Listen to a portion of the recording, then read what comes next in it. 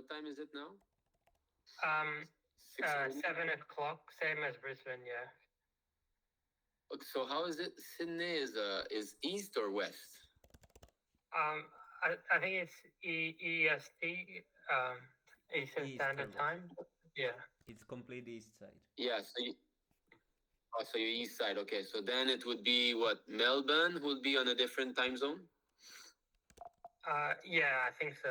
Like Melbourne and Adelaide will be completely different to Brisbane and Sydney, I think.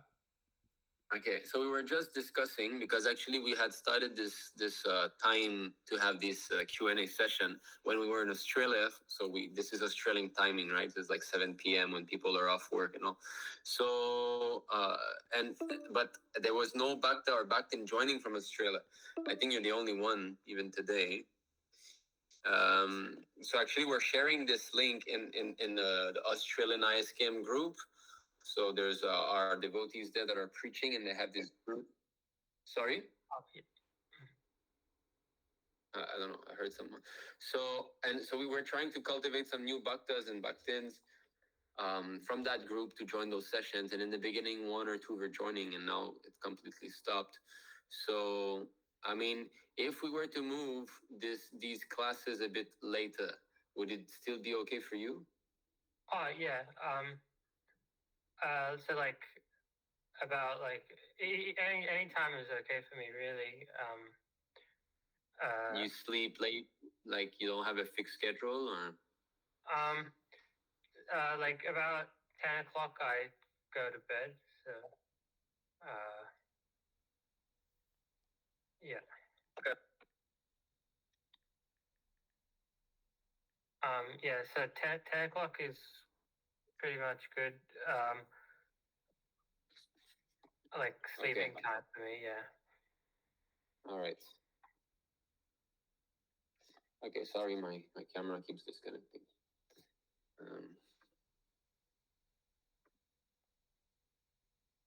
All right. Okay, so I guess we'll begin. So thank you all very much for joining this session. Krishna Katha is very important. We need to keep hearing always to increase our faith and develop a taste also for hearing. Developing a taste for reading Prabhupada books or hearing classes is not something that we get from the very beginning. It's something that has to be cultivated, and it occurs by regular hearing, actually daily, by daily hearing classes or reading Prabhupada books. Then we'll develop a taste for it. And this is what actually is going to be removing our material desire from the heart. So that's why we do this session. So thank you so much for joining. If you got any questions, please write them now in the question box. And we'll go through them one by one. We'll begin. Okay, I can see that Sai Karti's got a question already. So we'll be reading the Mangala Charana before starting. So maybe Sai Karti Prabhu, you can type it so that, or you can just wait until we finish reading the Mangala Charana, and you can voice out your question. All right, so we'll begin.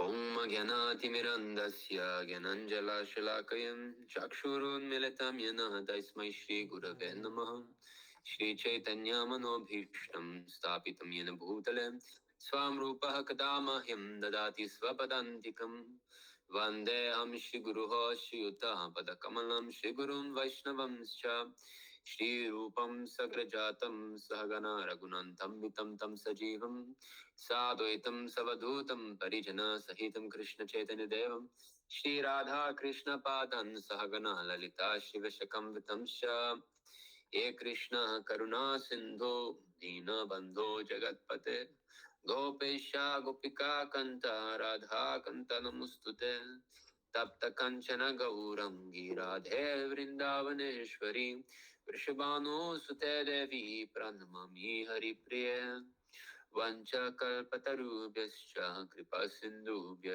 eva cha patitanam pavanebhyo vaishnavebhyo namo namo namo Vishnu padaya Krishna prishtaya bhutale Shrimate Bhaktivedanta Swami Niti Namine Namaste Saraswati Deve Gauravani Pracharine Nirvishesha Shunyavadi Paschatya Deshatarine Jai Shri Krishna Chaitanya Prabhu Nityananda Shri Advaita Gadadhar Shivasari Gaur Bhaktavrind Hare Krishna Krishna Krishna Hare Hare Hare Rama Rama Rama Hare Hare.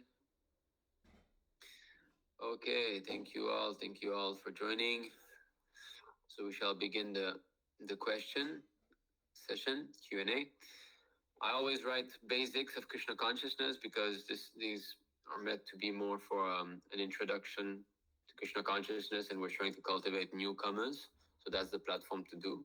I know that His Grace Nagopal Prabhu, of course, has got our main Q&A session on Fridays. But as I said, that was meant to be for a different time zone, and I mean, the more classes, the better, anyway. Okay, so we go to the comment section right away. Saikarti Prabhu writes, Hare Krishna Prabhu, Dandavat Pranam, All Guru Sisha Prabhupada. I just wanted Jad Prabhu to introduce himself to you. He's also from France, and he has sold 1,000 of Prabhupada books in Europe.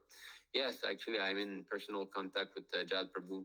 He seems to be very fired up distributing books. Is he here now? Oh, yes, he's here. Hare Krishna Prabhu. Dandavat Pranam, All Guru Sisha Prabhupada. So yes, actually, I'm in touch with him on WhatsApp, and we are discussing. Well, we're actually discussing. Wait a second. Let me see this. Yeah, he will.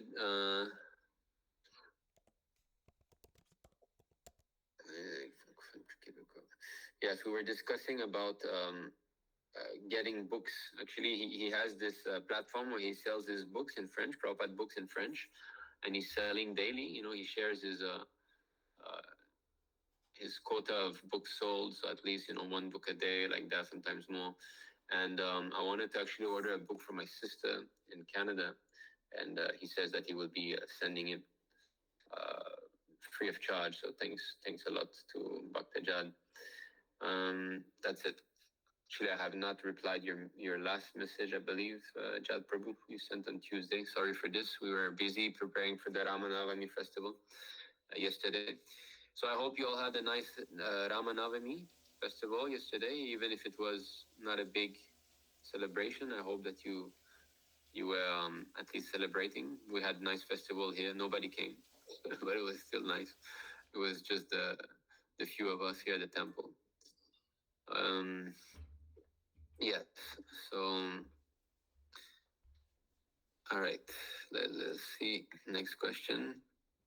So, Bhakta Tilak. Hare Krishna Prabhuji, Dandavat Pranam. I'm having Lord Jagannath, Subhadra Baladev, small, medium-sized photo frame. So what is the complete process to worship Lord photo frame? Actually, so picture is the beginning because it doesn't require much, you see. The thing is to regulate ourselves. So picture can help, for example, Mangalarti.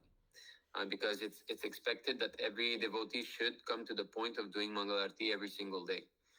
And that starts with the picture, basically, because you can still offer incense, flower, ghee lamp, like that, to the pictures. So, and also being regulated in your offerings. Of course, you're not officially initiated yet, but you can still, start doing some regular offerings in the morning, like that. So it's not there's nothing strict with pictures, you see, but it's a good beginning. When I started to read Prabhupada books and I started to chant, I was alone here in China. I did not know any devotee at that time. I mean, bona fide devotees.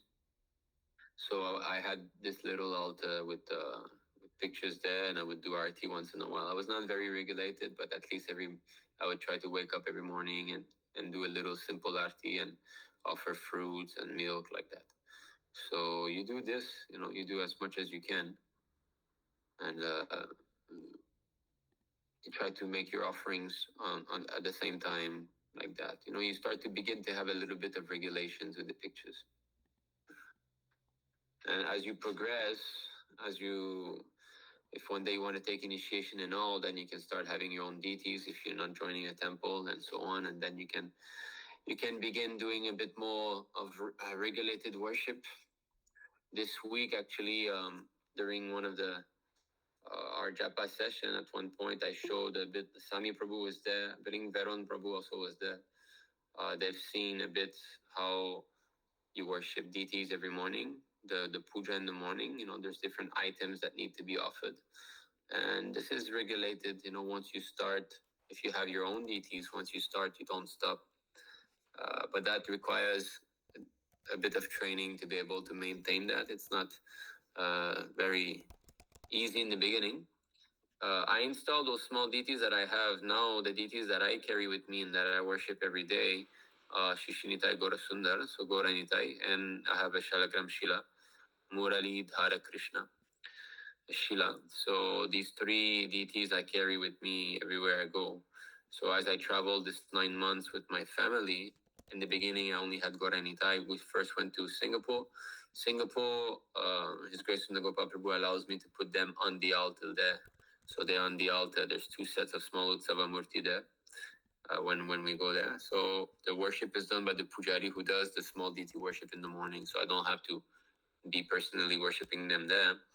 Then after that, we went to Philippines. In the Philippines, I would sometimes do small deities, and sometimes it would be another devotee. So I would sometimes worship them personally, sometimes not. Then we went to Australia, and in Australia, I was doing it every day for 5 months. So every day I was worshiping them constantly in the morning. And again, now, and it's in Australia that I got the Shila, the Shalagram Shila. I always wanted the Shalagram Shila, but I did not want to buy it. I was just thinking, if the Lord wants to come, He will come one way or another. And it happened in Australia. The Lord fulfilled my desire. He came in this form of the Shalagram. So I was very happy to have a Shalagram. So now I have to go Nitai and Shalagram, and yeah, every morning worship. It for the small deities, since you began the topic of worship, right, with pictures. So I'll just speak a bit about that. For the small deities that I have, there are 6 inches Nitai deities, Panchabhut, which means 5 types of metal. I believe is like copper, bell metal, silver, gold, and maybe one more. Anybody who knows, maybe you can share. Uh, and so I had them made by the same carver who did our marble Goranitai. I've shared a couple of darshan picture of our marble Goranitai recently. They're at the farmhouse. They're not here. This is the temple where we are now. And our marble Goranitai are very beautiful. They're not that tall, only 15 inches. So I asked the same carver to make Utsava Murti. Utsava means festival. So festival Murti, they're the one that we worship in the morning. We cannot worship the big marble deity every day, doing Abhishek and all. So we worship the small deities. They're called Utsava Murti. So I installed these. I actually made a vlog of that. It's 1 year ago, exactly yesterday, on Ramanavami. We had installed them at the farmhouse. We had done a fire sacrifice there. The Matajis came. And since then, for 1 year, I've been worshiping them every single day without fail. So once we get deities, it should be in that mood, you see? Because deities, if you treat them cheaply, you'll get cheap result. That's all. It's as simple as that. Mame vaye prapadyante, maya metam tarantite. As they surrender unto me, I reward them accordingly, Krishna says. So the way we treat him is the way he'll reveal himself. And this deity worship is actually very important because it is said for neophyte, deity worship is very important. We should not think ourselves so advanced that we don't need deity worship. And there's this verse that shows that if we perform deity worship very seriously, the result is 100 times better. I'm looking for that. It's actually not from Srila Prabhupada's books. It's something I read somewhere else.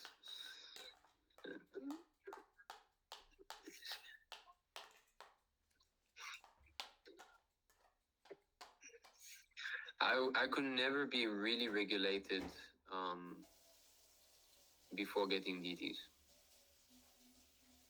Meaning, really regulated, meaning every day eating at the same time, waking up at the same time, chanting your rounds in the same time frame every day like that. Okay, I've got this verse, which is from the. Let's close. What's up?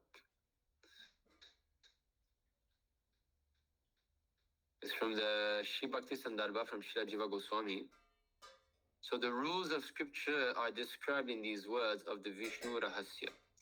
By following the rules of worship and respectfully worshipping the deity of Lord Hari, one attains the result 100 times better than the result of worshipping in ignorance of the rules.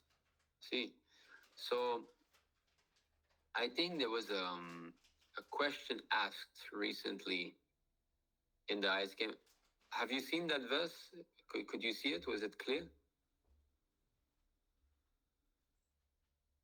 The verse as shown just now, I shared the screen. Did you see that? Yes, Prabhu. Anyone? Yes. Okay. All right. So recently in the Vaishnava Sangha group, some Jadi Prabhu had shared a question from another bhakta. I forgot who. That why chant other mantras except the Maha mantra? So that's a bit related to that.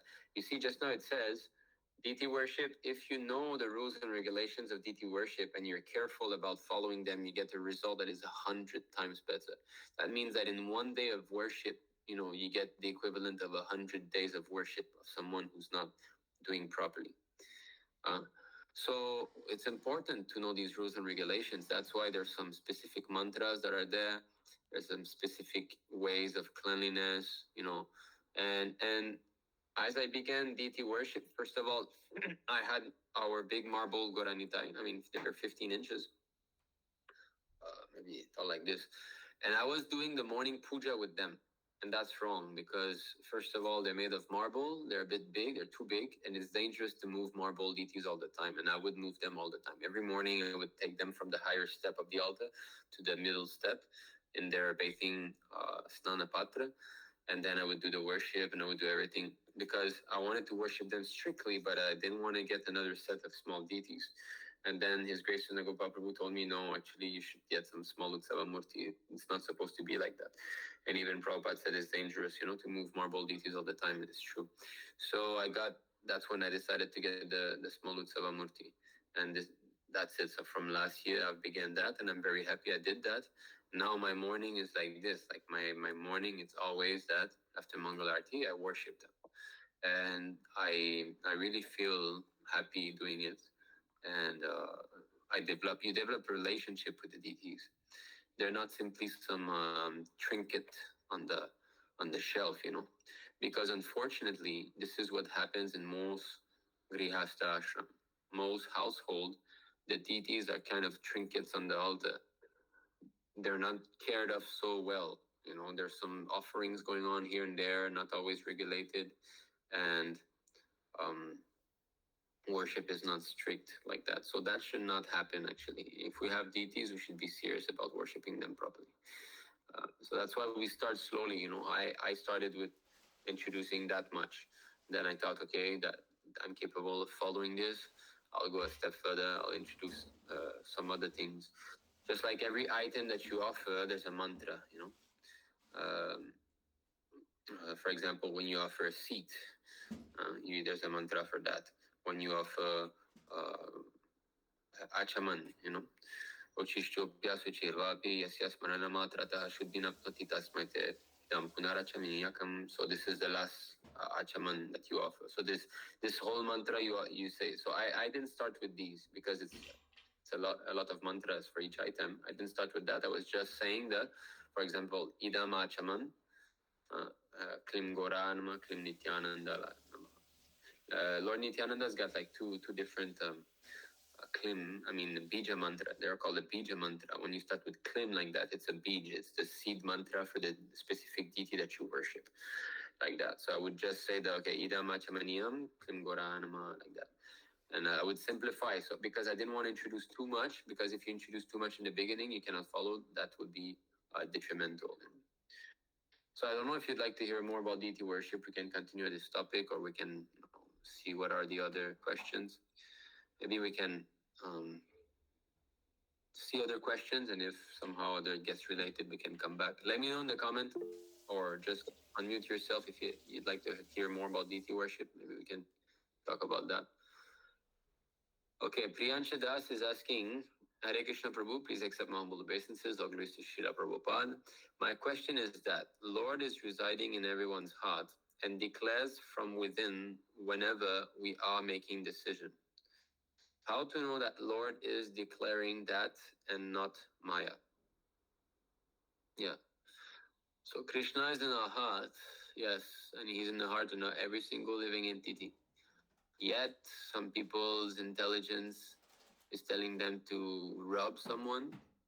Some people's intelligence is telling them to go to the temple, right? So how to know the distinction between the Lord and the pure devotee? So the thing is, in our present position, it is not possible to be in direct contact with the Paramatma, because the Lord says in the Bhagavad Gita,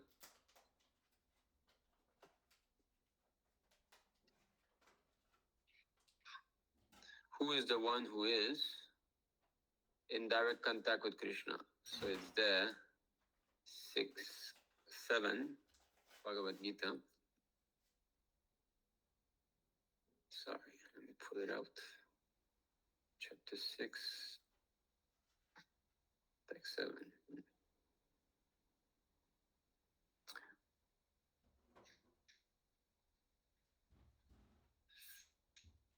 So the translation, for one who has conquered the mind, the super soul is already reached, for he has attained tranquility. To such a man, happiness and distress, heat and cold, honor and dishonor are all the same. So, in the purport, Srila Prabhupada states, actually every living entity is intended to abide by the dictation of the Supreme Personality of Godhead, who is seated in everyone's heart as Paramatma. When the mind is misled by the external illusory energy, one becomes entangled in material activities. Therefore, as soon as one's mind is controlled through one of the yoga systems, one should be considered to have already reached the destination.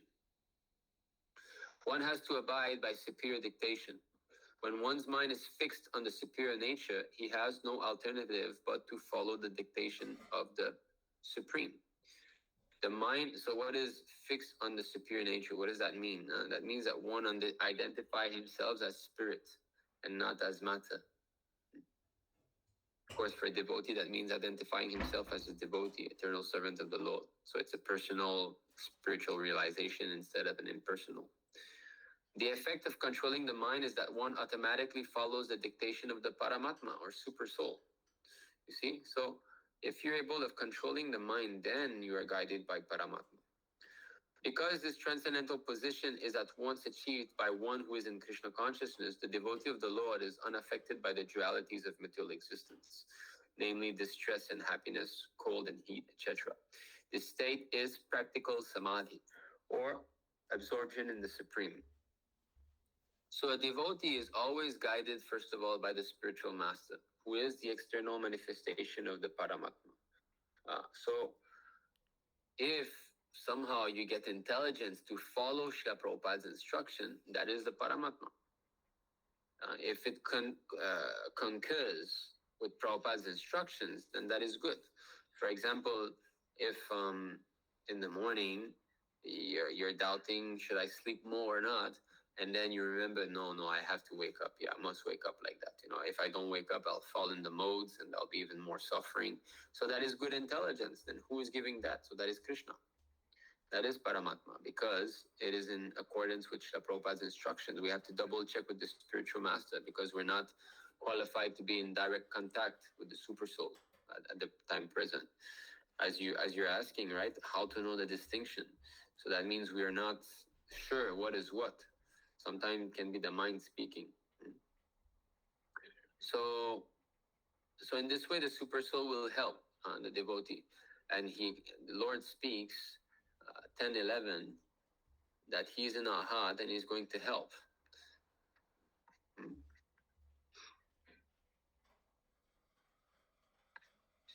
So Bhagavad Gita 10:11, the Lord says, Tesham ivanu kampartam aham jnanajam tamah nashayamyatma bhavasto jnana deepena bhasvata. To show them special mercy, I, dwelling in their hearts, destroy with the shining lamp of knowledge the darkness born of ignorance. I'd like to see if it's the same in the original Prabhupada books. I prefer using the original books, but this website has got some issues sometimes. Let's see. Okay. Seems like they're fixing it, though. I'm seeing some improvement recently. Out of compassion, I, dwelling in their hearts, destroy with the shining lamp of knowledge the darkness born of ignorance. Is it the same? Forgot what was the other. Anyway, so the Lord is in the heart, and He's going to destroy the ignorance with the light of knowledge. That means He's going to give us knowledge also. You see, and sometimes you can see even some devotees that don't really necessarily take advantage of Srila Prabhupada books so much. They don't read so much, maybe because, I don't know, they do not have such an affinity for reading or what. But even to such devotee, if they're sincere, Krishna will help. And that's spoken here.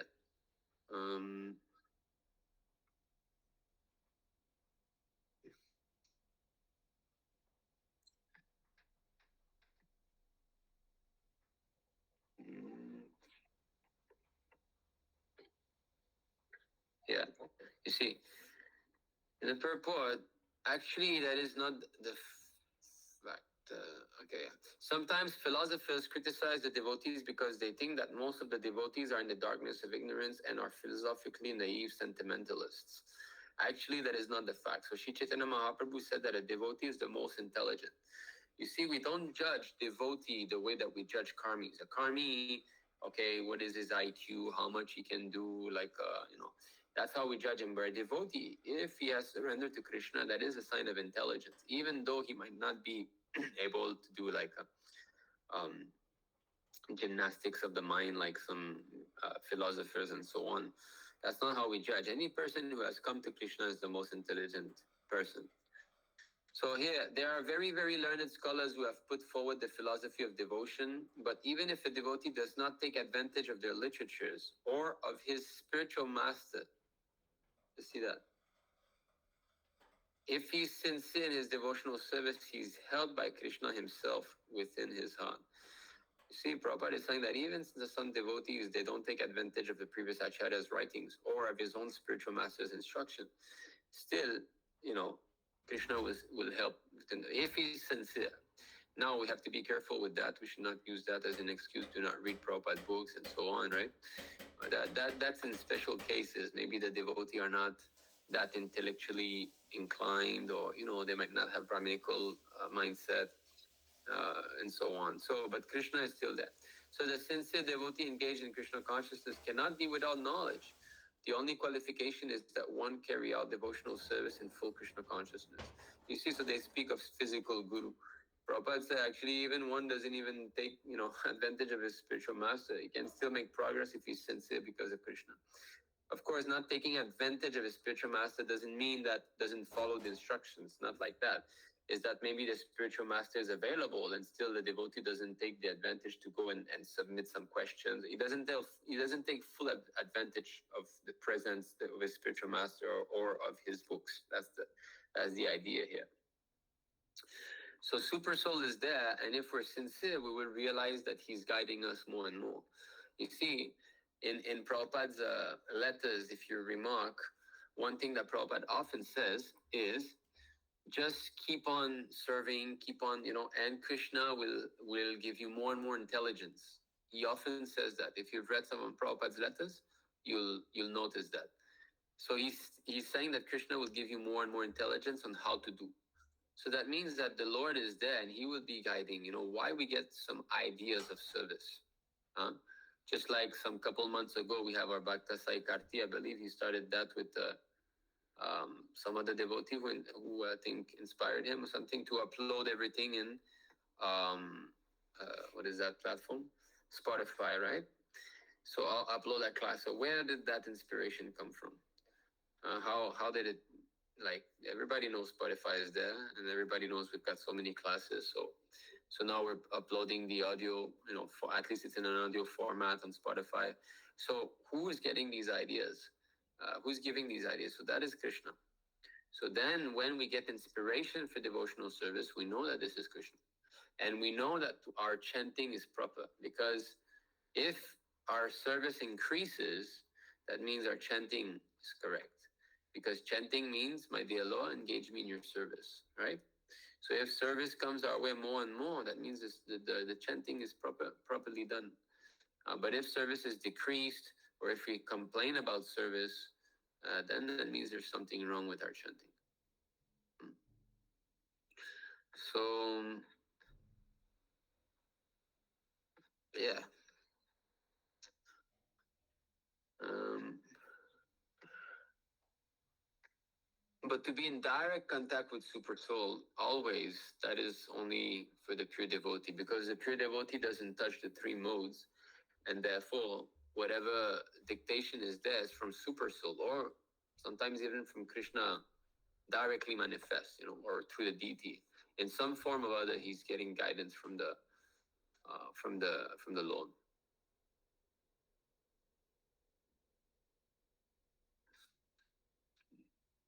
Just looking at some verses concerning Super Soul.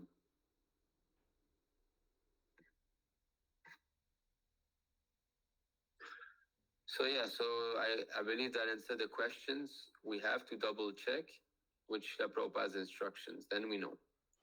Any intelligence that come that is to further our devotional activities, that is Krishna directly. And anything else that is against Prabhupada's instructions, I get an idea on how to do something, then that is that is the external energy that is giving us intelligence. That's not Krishna directly. So we have to learn to discriminate. And when we're not sure, then that means we have to double check with a senior devotee, because we might misunderstand Super Soul for actually the material energy that's trying to get us. That's not good. So concerning this Super Soul and hearing, since we began the class speaking about hearing, there's this verse. So these two topics can meet together in this verse here. Um, so this is 1 to 17. Would you like to read Priyansh Prabhu?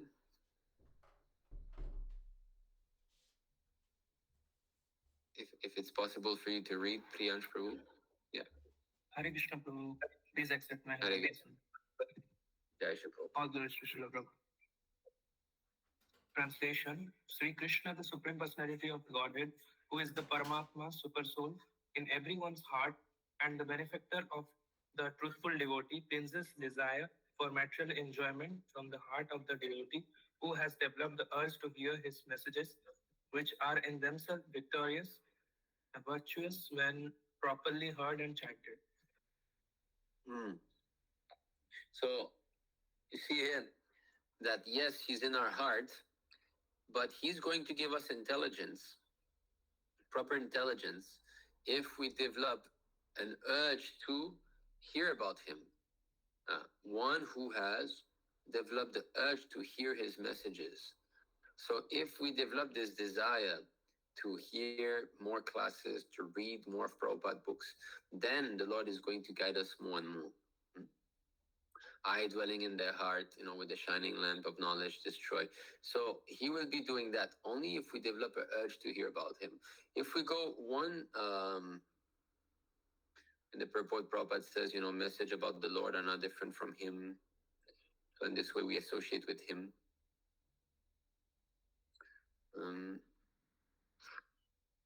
Okay, can you read this last paragraph?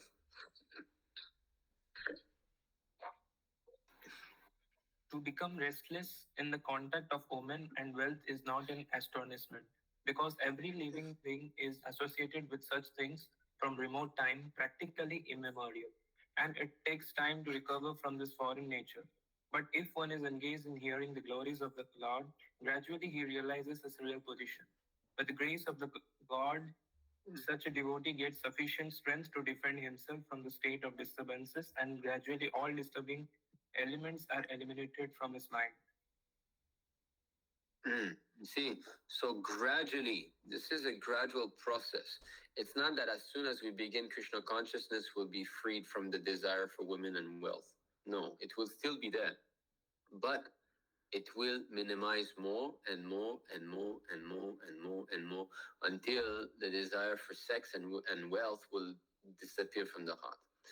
And that's why it happens, because we associate with Krishna more and more and more. He's like the supreme fire, right? Prabhupada gives the example of, if we want to get warm, we need to stay near the fire. So as you put an iron rod outside a fire, is just iron rod. It's cold and it's metal.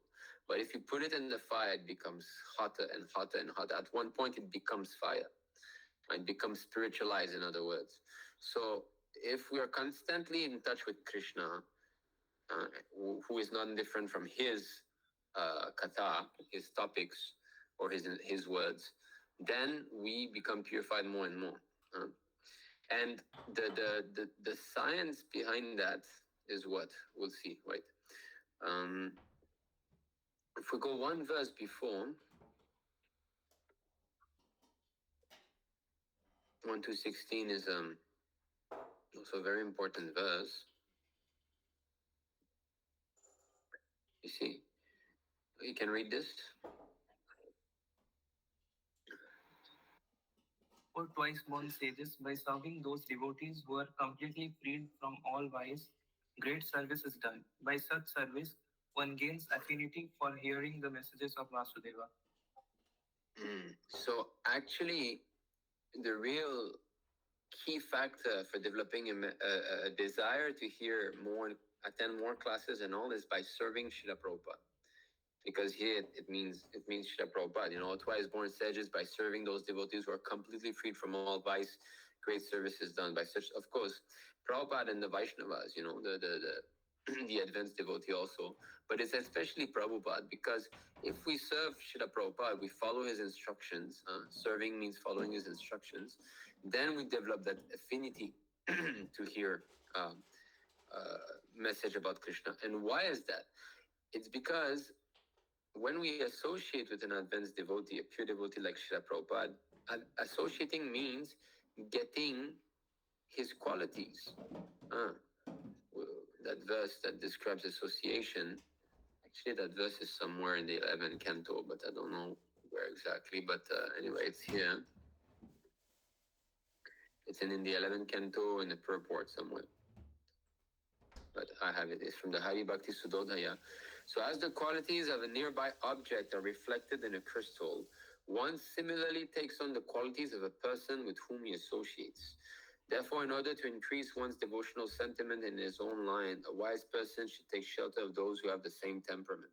So by associating with Srila Prabhupada, we are developing his qualities. And Srila Prabhupada is in love with Krishna. Therefore, he always wants to hear about him. And that's why we're also going to be developing that quality. You see? So and that's why it's so important to have a pure devotee spiritual master. Okay, I can send the verse here, yeah. But did you see it just now when I was sharing? Prabhu. Yeah, we saw it. Okay. Actually, it's then. How about we do some research altogether? Yasya Yat Sangita Pumsu. It's then the 11th in the purport, I think. I think Sunagopal Prabhu had quoted it from the purport at one point.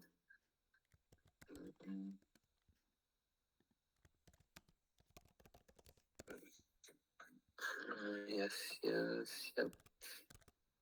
Srimad Bhagavatam would be 11 canto, I guess.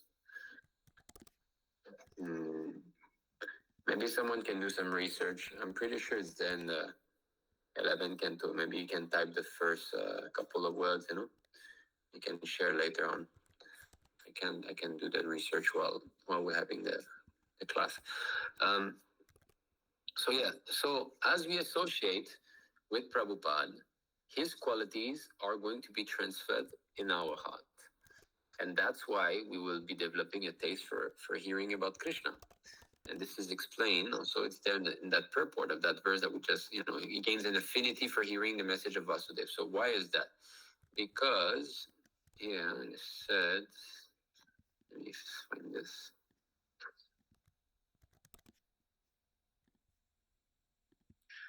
Um,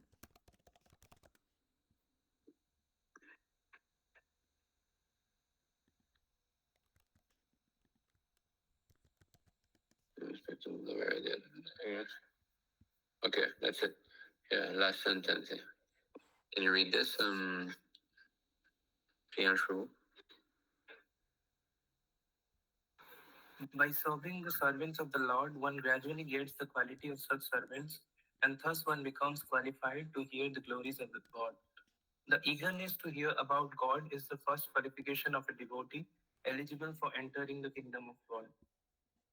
Yeah. So that's the first step, very important step, Shravanam, hearing. So if one has got this desire to hear about Krishna, if one likes to attend such classes, likes to read Prabhupada books, that is a very good sign. Because it means that one is actually following the order of Prabhupada, right? Because if you're actually following, here it is said, right? By serving, if you're serving that pure devotee, you're serving Prabhupada, then you develop an affinity to get. And if you develop the affinity to hear the message, what happens? Then the heart becomes clean, right? In everyone's heart. So the super soul is there, yes. But then how he will give you proper intelligence to clean your heart if you develop a desire to hear his message. Huh? And you've heard the message means, um, to say, you've got an urge to hear his message. That means you've pleased the pure devotee. And when you hear, when they're properly heard and chanted, when they're properly heard and chanted, that's another important thing. That means there's offenseless hearing and there has to be offenseless chanting also. So the hearer has to be qualified and the chanter has to be qualified. Then the transcendental vibration, there's a proper link, proper communication. Just like when I call you with my phone, if I don't have a proper signal, it won't work. If you don't have a proper signal, it won't work. So both of us need to have strong connection, then the conversation will flow. So same thing with Krishna Katha. The person who speaks has to be honest, not a crooked person, not someone who's trying to make a show or who's trying to make business out of speaking this knowledge.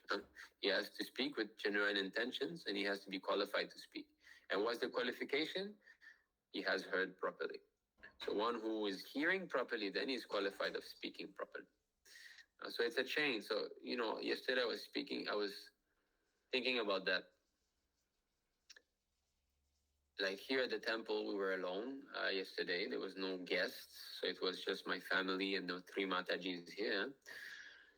And so the mood in the beginning of the day was not so much. We had the Mangalarti and all, of course. And then we had a short class and like that, Bhajan and all.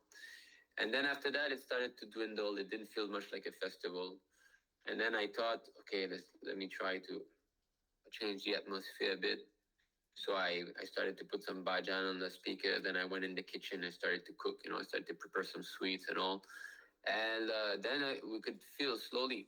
And then, one Mataji got swept into the mood. She came and she started also. She was cooking before me, actually, but now she came and we both were singing Hare Krishna in the kitchen while cooking. And then the other Mataji came, and then my son came, and he started to make the juice for the Abhishek. So then the whole mood was a festival mood. Everybody chanting Hare Krishna and cooking, and everybody happy, not feeling the fast or anything. So I sort of was seeing how bhakti causes bhakti. You see, devotional service is self-swelling, like a river. A river swells of its own force, right? The water comes and makes the river bigger. When more water can come, which makes the river bigger, with more water can come like that. So, and we can become one of the link, one of the rivulets or creek in this whole ocean. I mean, this whole tree of devotional service, this parampara basically. Parampara is a bit like a tree, an upside down tree. Like Krishna and Brahma, like that, and there's like millions and millions of branches. And if we're properly connecting ourselves to the parampara, then we become a carrier of that energy of bhakti. If we carry bhakti in our heart, if we've got those devotional sentiments to serve the Lord, it's going to be contagious. So that's why devotional service cannot happen without associating with another devotee, because we need to get it from someone. We need to get that enthusiasm from someone. We need to get connected to the parampara system like that. So if the river is coming, or somehow I'm feeling, because I'm associating with someone who's enthusiastic in devotional service, so somehow I managed to evoke this enthusiasm, right? Utsaha Vishya Daryat Tatat Karma Pravartanat.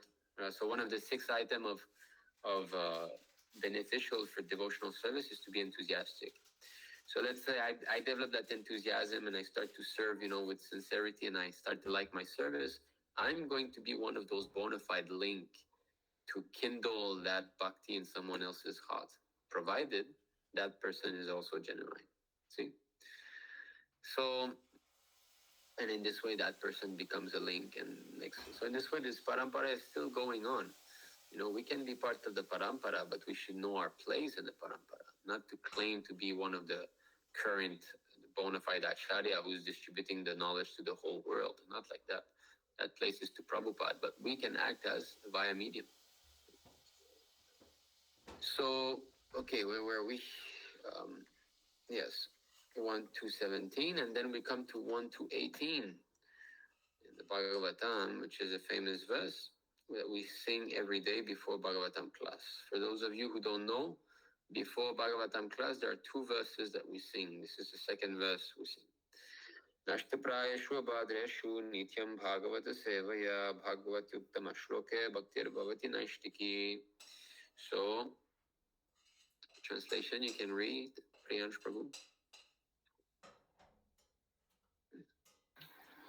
By regular attendance in classes on the Bhagavatam and by rendering of the service to the pure devotee, all that is troublesome to the heart is almost completely destroyed.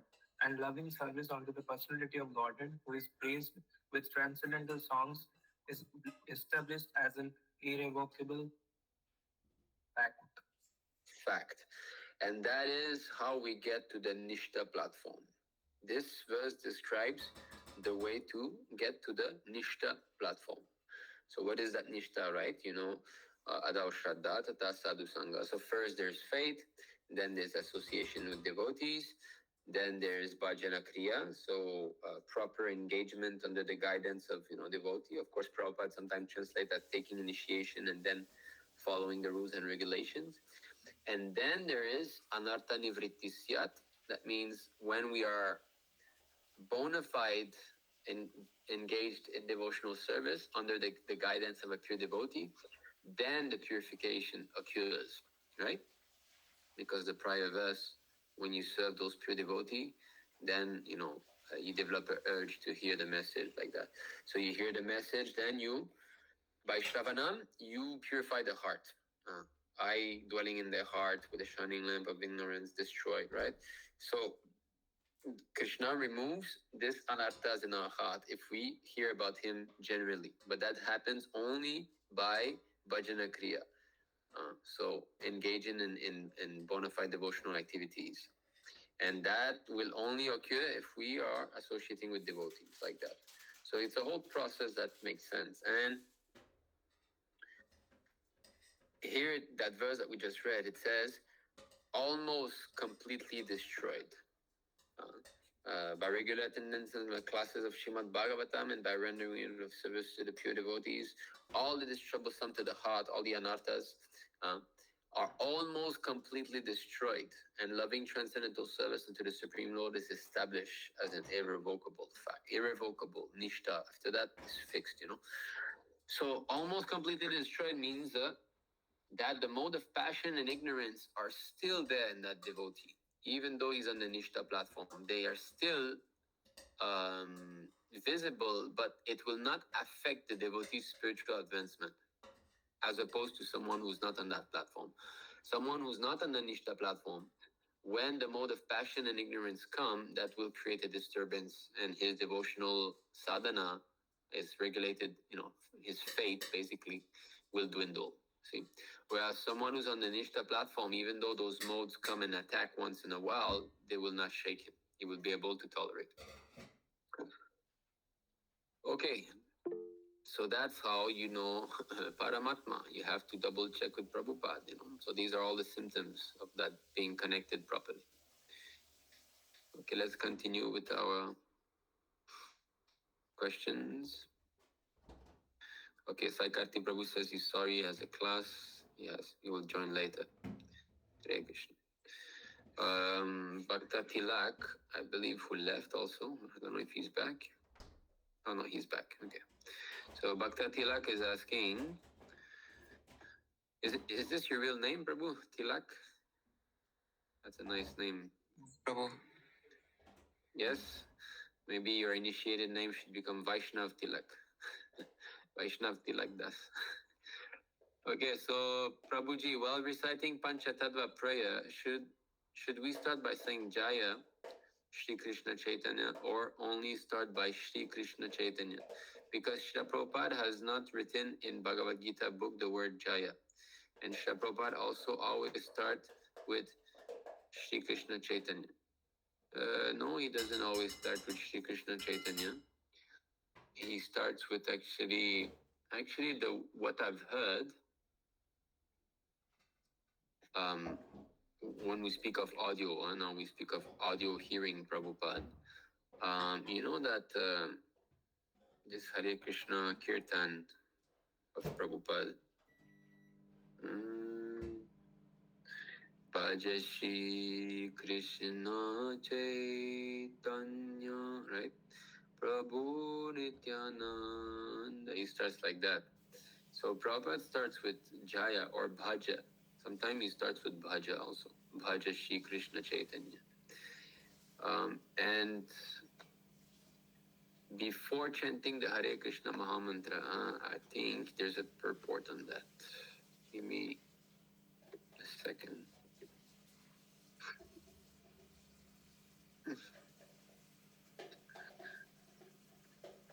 Okay.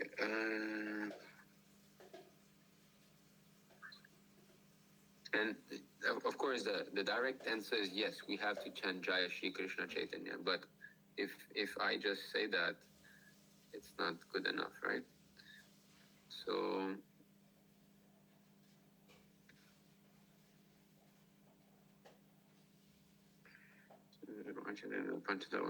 Shri Krishna Chaitanya.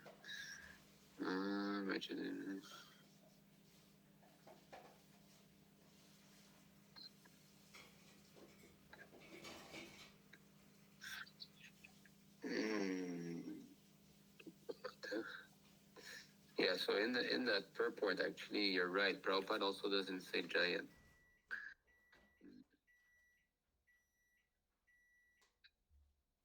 Okay, I can show that purport for now. You can read this, and I'll try to see if I can find something else.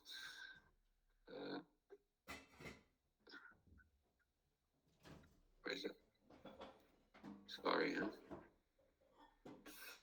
Okay, this is from Adi Lila, chapter 7, text 168.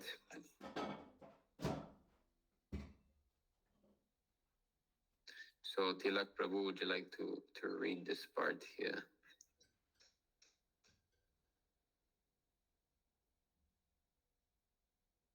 Okay.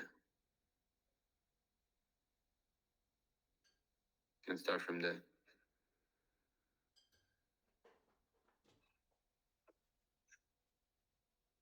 Is it convenient for you, Tilak Prabhu, to read? Well, yes, Prabhu. Yeah, please read.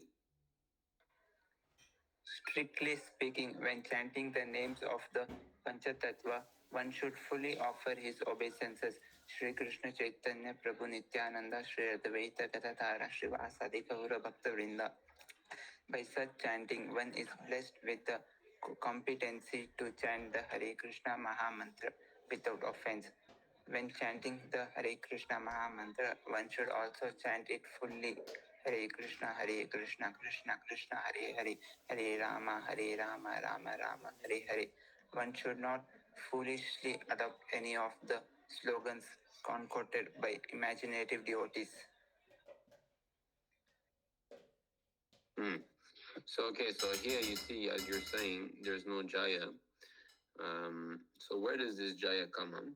I'm not so sure, but as I said in that bhajan where Prabhupada is chanting Jaya Shri Krishna, he rather says Jaya or Bhaja Shri? Bhaja Shri Krishna. Anyway, if you ask Jaya in front, there's nothing wrong, right? It's not like you're chanting something bad. Jai means all glories, all victory to the Panchatattva, basically. So there's nothing wrong with that. It's a bit like the topic of should you chant Jai Shri Krishna Chaitanya between each rounds or not?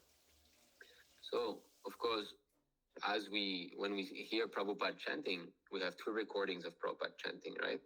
One is chanting by example, and one is group chant. So you see, Prabhupada never stops for Jai Shri Krishna Chaitanya, although the both recordings are about half an hour long. That means Prabhupada is chanting at least 3 rounds in those recordings. And we never hear him saying Jai Shri Krishna Chaitanya between both rounds, between each rounds.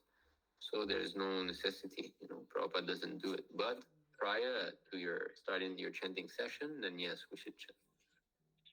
So that's now concerning this Jai Shri Krishna, I don't know. I guess it must have been Prabhupada, because His Grace Sundar Gopal Prabhu learned it like that. So Sundar Gopal Prabhu learned it like that. He learned it at the time where Prabhupada was still physically present. Is it not? That means that Prabhupada was teaching it like that to his disciples. So in this way, we just follow, whatever we're taught. The Jai Shri Krishna Chaitanya Prabhu Nityananda, like that. If you have an objection in chanting Jai, then just chant Shri Krishna Chaitanya. There's no harm. But why would you have an objection? I don't think there's anything right or wrong here.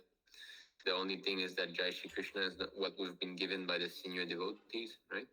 Who have been trained up under Prabhupada at that time. So we can't be wrong there. Okay. Priyansh Prabhu is saying, Hare Krishna. So he's saying, I had been connected with ISKCON since 4 years and got to know about the July 9th letter and got to know about the local Akshaya Patra and visited there.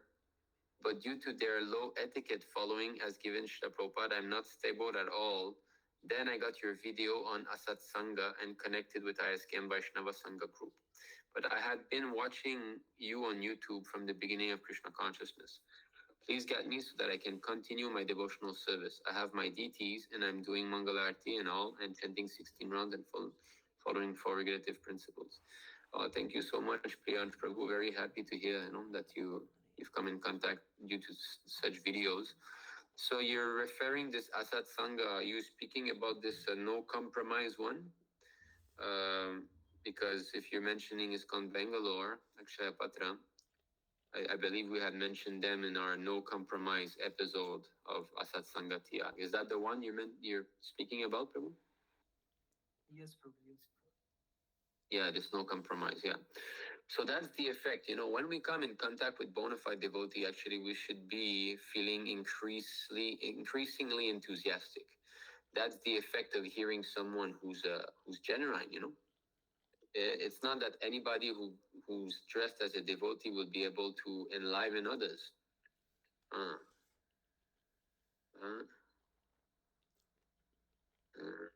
Sorry.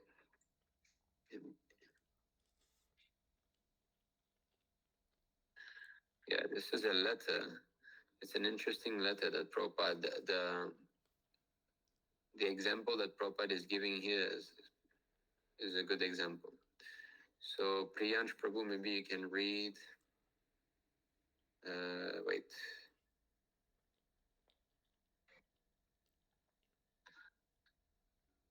Okay.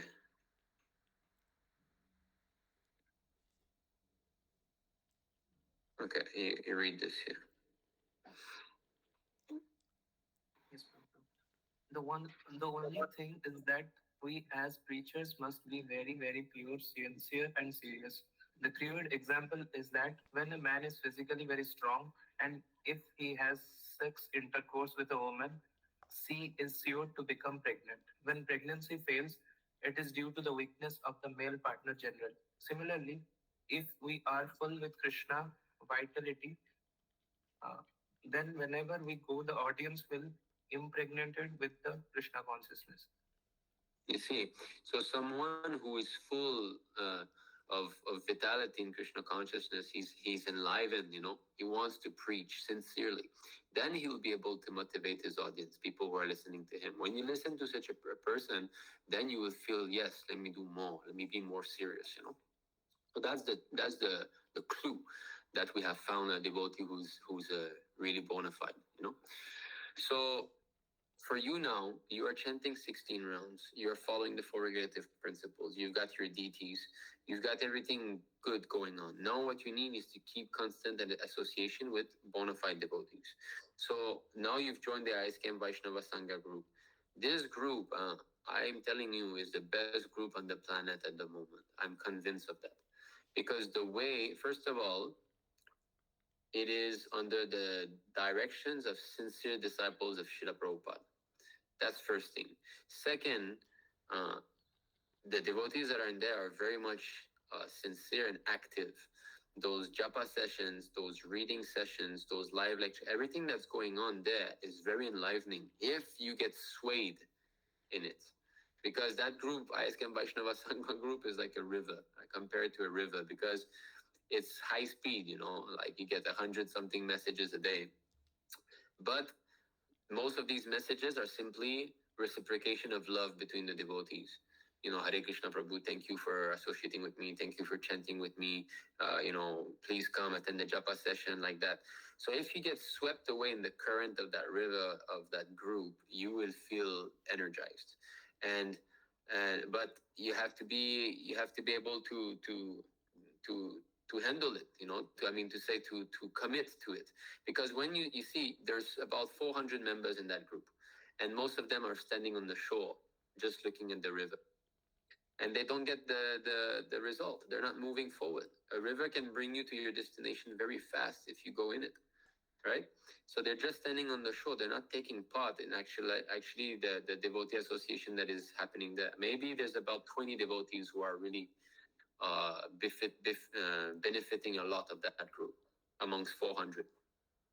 So if you become one of those devotees who are always going in that group and attending the chanting sessions and encouraging one another, you'll feel, and I can see it's working because we've got devotees like, for example, Johnny Prabhu, who is like in this French Reunion Island, and he joined us somehow or other.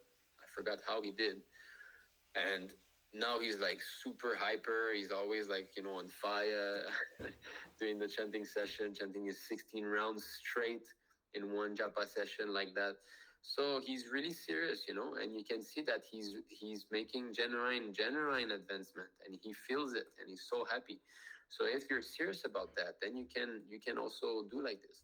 And with your deities, you can also increase, if you want. I can help a little bit, whatever little I know of deity worship. I can also teach you, I don't know if you've been trained or what, and you can carry on your. You can teach. Yes. So I think I will be doing some video shortly, but except video, maybe I'll just how can I do that in a practical way? I guess I can just like do it with posts in the group, little by little, sharing mantra, or I can do a live stream or something. I want to make a proper video, but I know that won't come out like tomorrow. But yeah, so whatever question you have, if you have question, you can I'm in the group, right? You can send me a message privately if you want. And whatever question you have on DT worship, I'll be more than happy to help. So take advantage of this group. Japa session, reading sessions, always be there, and be part of the sadhana chart. Okay, we have a sadhana chart. Sami Prabhu, maybe you can make sure that he takes part in the sadhana chart. Yes, Prabhu. You can add his name. Okay. Yeah. So we've got this sadhana chart where they get points, you know. So if you attend the japa session in the morning, you get that many points. If you attend the lectures like that, you know.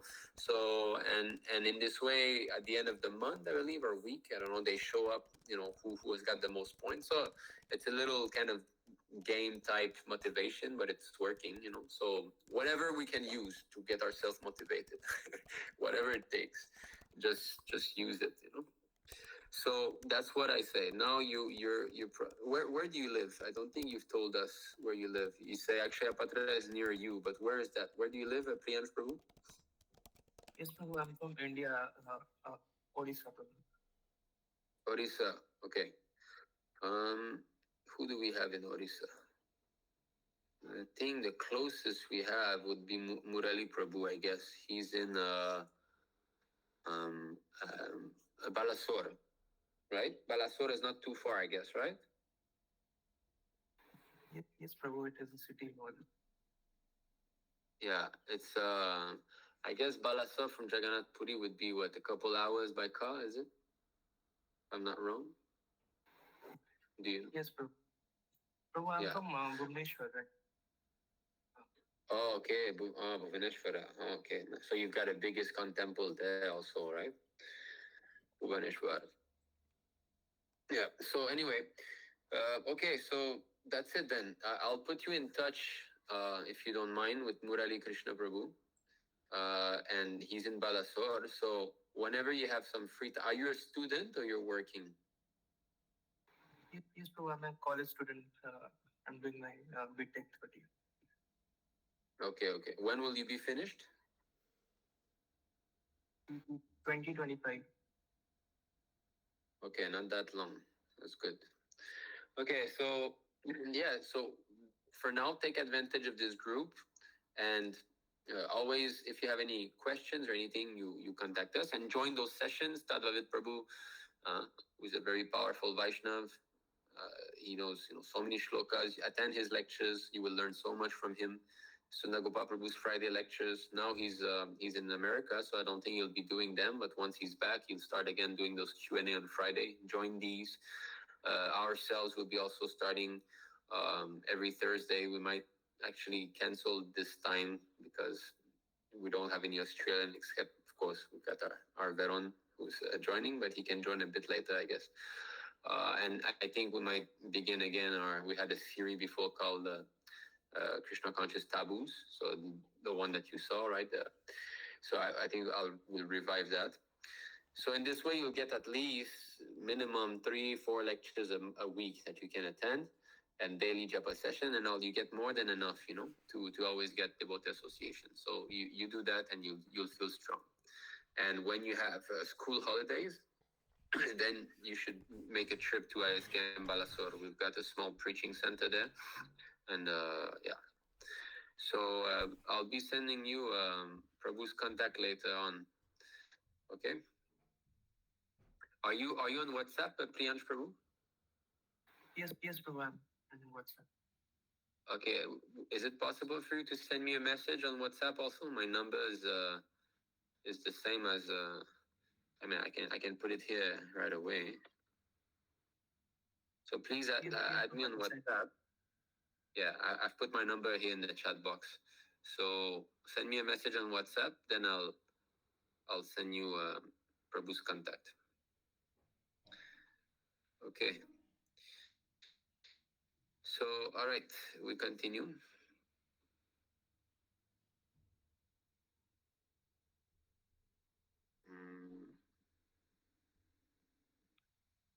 Okay, yeah. So Sami Prabhu has shared a. Okay, I received your message, Priyansh Prabhu. Thank you. Sami Prabhu shared a link about full episodes about prasadam and offering.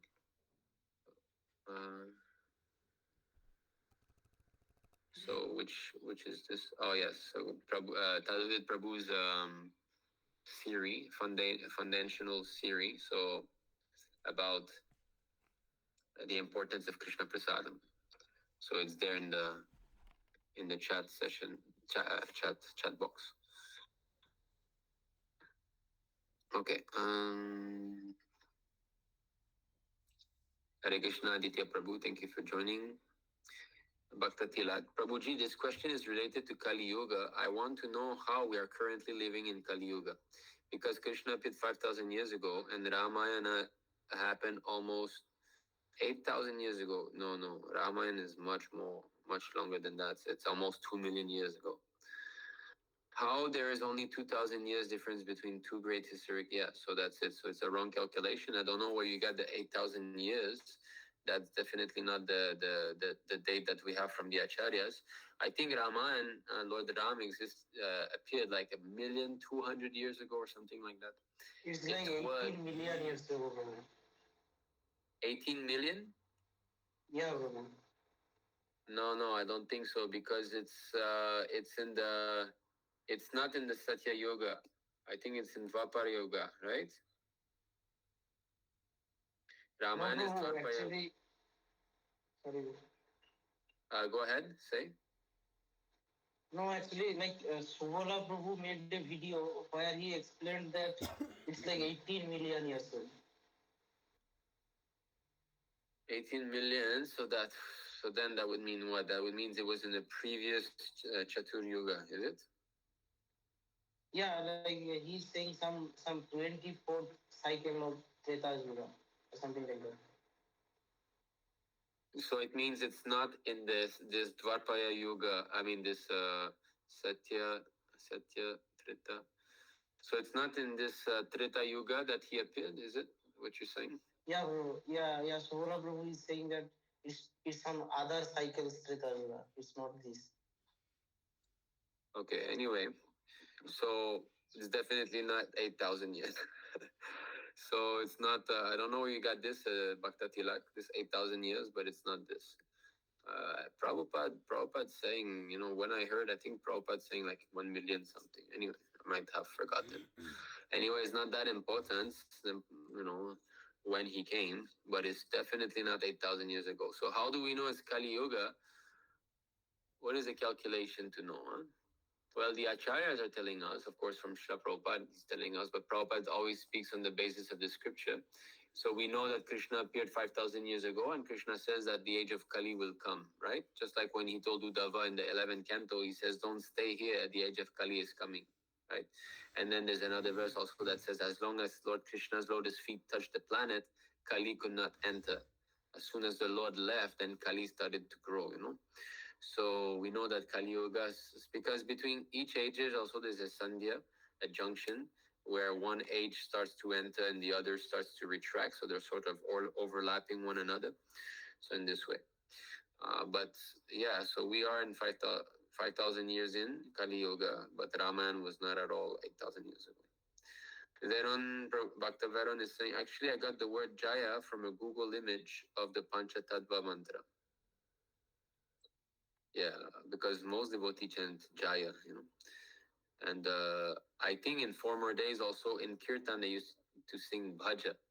Bhaja Shri Krishna Chaitanya Prabhu Nityananda. And I think Prabhupada sings it also, like I said, in one of those recordings. So that's also bona fide in Kirtans. Thank you. Okay, Aditya Prabhu. Yes, Hare Krishna. Prabhu, I just wanted to. Yes, Prabhu. Yes, Prabhu. So I just wanted to say that for Priyansh Prabhu, I think this is the first time he's joining some live lecture. So this Sunday we'll be having like an Ishtagoshti with his guest Prahlad Prabhu. It's going to be a special Ram Navami Ishtagoshti. We'll have some kirtans, some narrations of the pastimes of Lord Ram, etc. So if Priyansh Prabhu, you would like to have some extra associations, you could also come and join Ishtagoshti. It'll be very nice to have you. So you see Priyansh Yes, Prabhu. Prabhu, So I had been joining Istagosti from last 2 Sundays. You had been saying. Okay, cool. That is nice. So you see, you can join this one also, and in this way, devotee association. Then you feel the advancement. There's no doubt.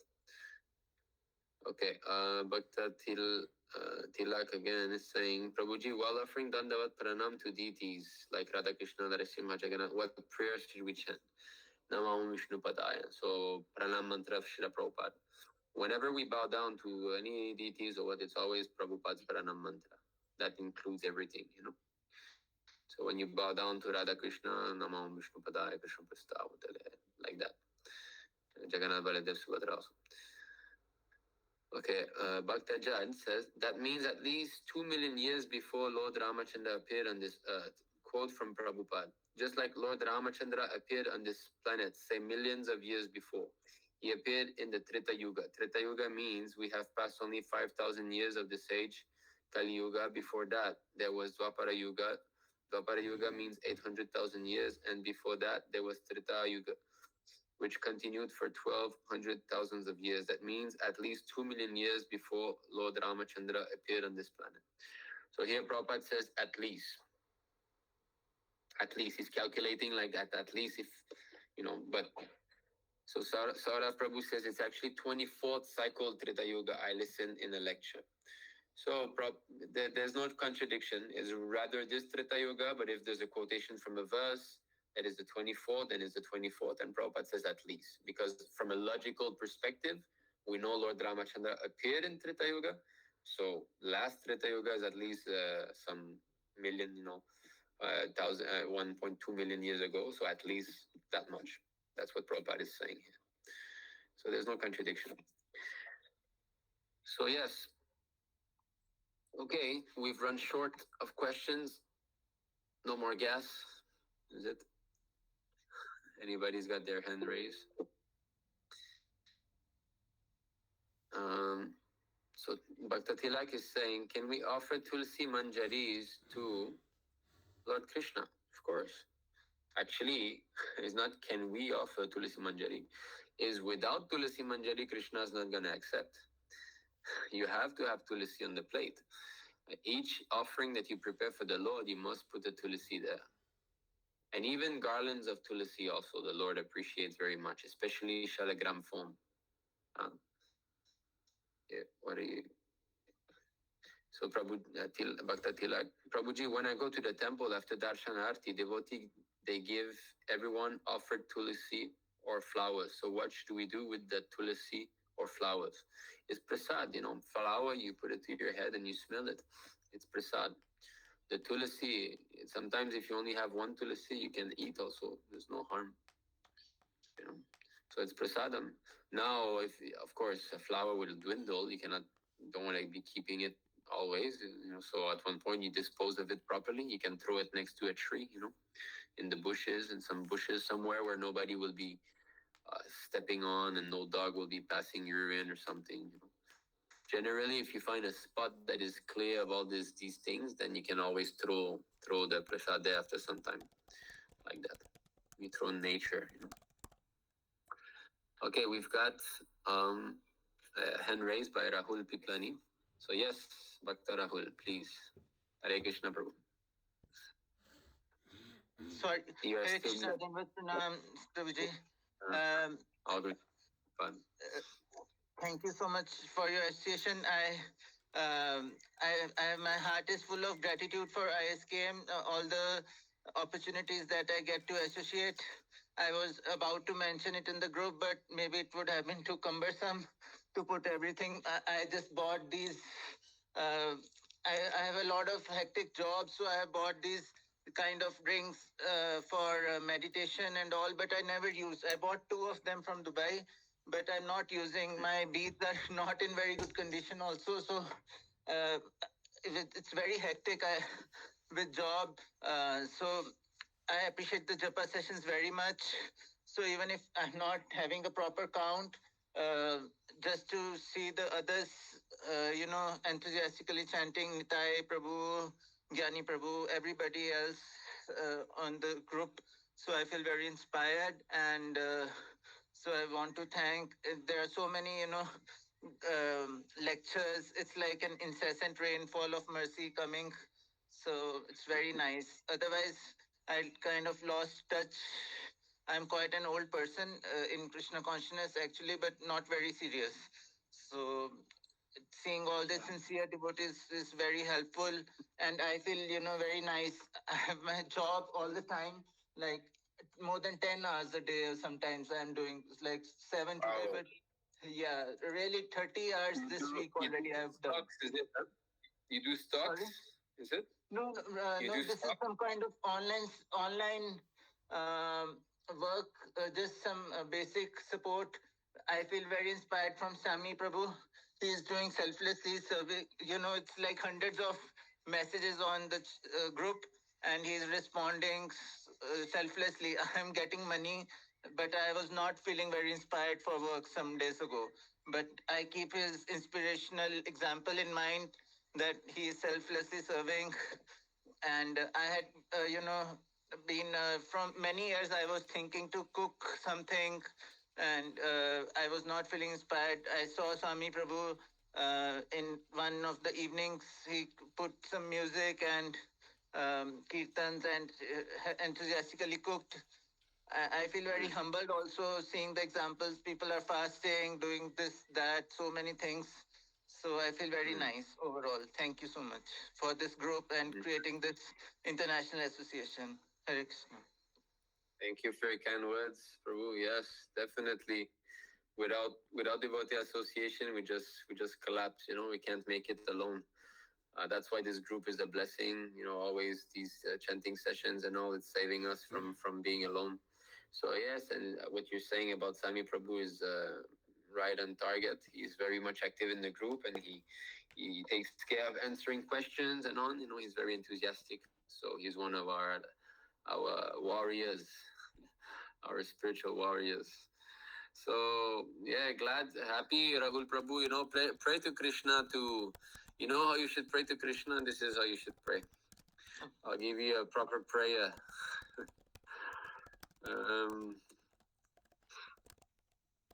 Okay. Yeah, you see. So this is from fourth canto, chapter 20, text 31. So 4:20, 31. Let me pull it out.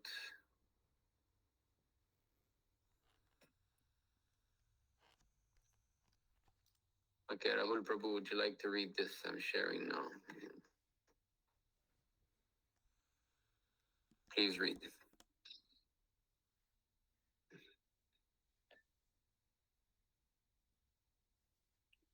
Rahul Prabhu?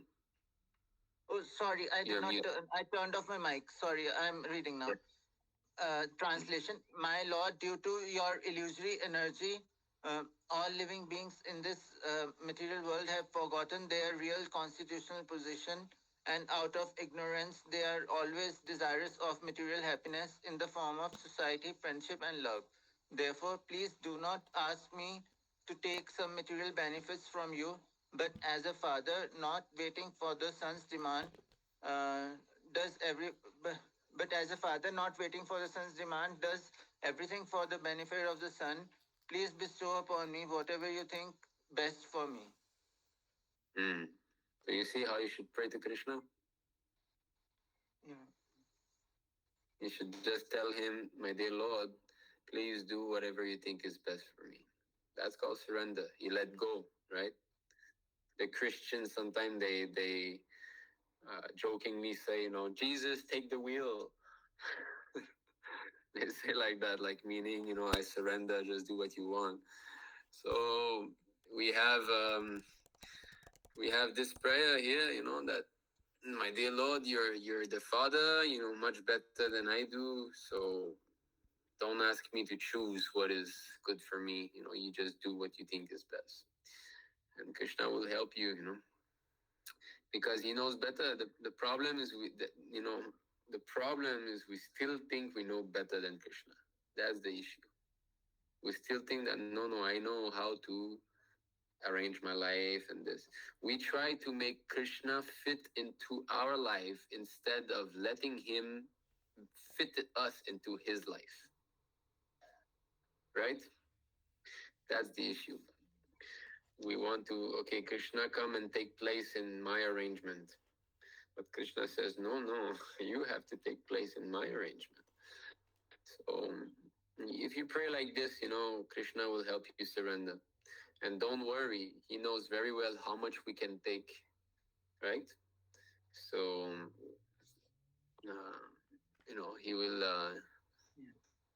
he will know how to bring you to him closer and closer. But if you don't pray like that, then Krishna sort of, okay, he will keep He will allow you to keep your individuality. But still, sometimes he might be very much merciful, and without you asking, he might do it. But it's better that we ask first, just like because he's very much concerned about our welfare as opposed to us. We are not that much concerned, but he is. You can read this verse here. This is 5:19:27. The Supreme Personality of Godhead fulfills the material desires of a devotee who approaches him with such motives, but it does not bestow benedictions upon the devotee that will cause him to demand more benedictions again. However, the Lord willingly gives the devotee shelter at his own lotus feet, even though such a person does not aspire for it, and that shelter satisfies all his desires. That is the Supreme Personality's special mercy. So you see, so we are contaminated, right? We still have some material desires, and but he might help us. Okay, you want this, I'll give you. But he's not gonna do that if it's gonna have us petition him again and again and again, because he knows it's not good for us. So he's very responsible father as opposed to demigods who are concerned about their praise. Demigod, they will give you, yeah, take this well, take that. So, but Krishna is not like that. He's very much responsible for his sons and daughters. So, but he will willingly give the devotee shelter at his own lotus feet, even though such a person does not aspire for it. And that shelter satisfy all his desires. So the only way to become fully satisfied is to fully take shelter at the lotus feet of the Lord. There's nothing else that's going to be satisfying us. And actually, we can see that we are not very happy. Just like you're telling me, you're working 10 hours a day on this screen of yours. Do you like being 10 hours a day in front of a computer screen? Right? It's not fun. It's not very difficult job, but it's okay. I have to do something to maintain the body and soul together. It's very light, and the employer is nice, so I don't feel it much.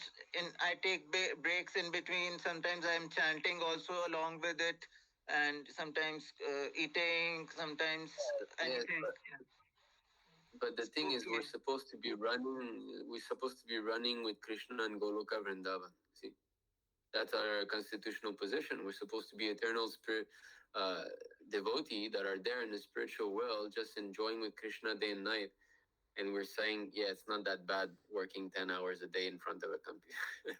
So you see how we're conditioned. We're completely, you know, in the material world. I tell you, we're all like zombies, like under the spell of Maya.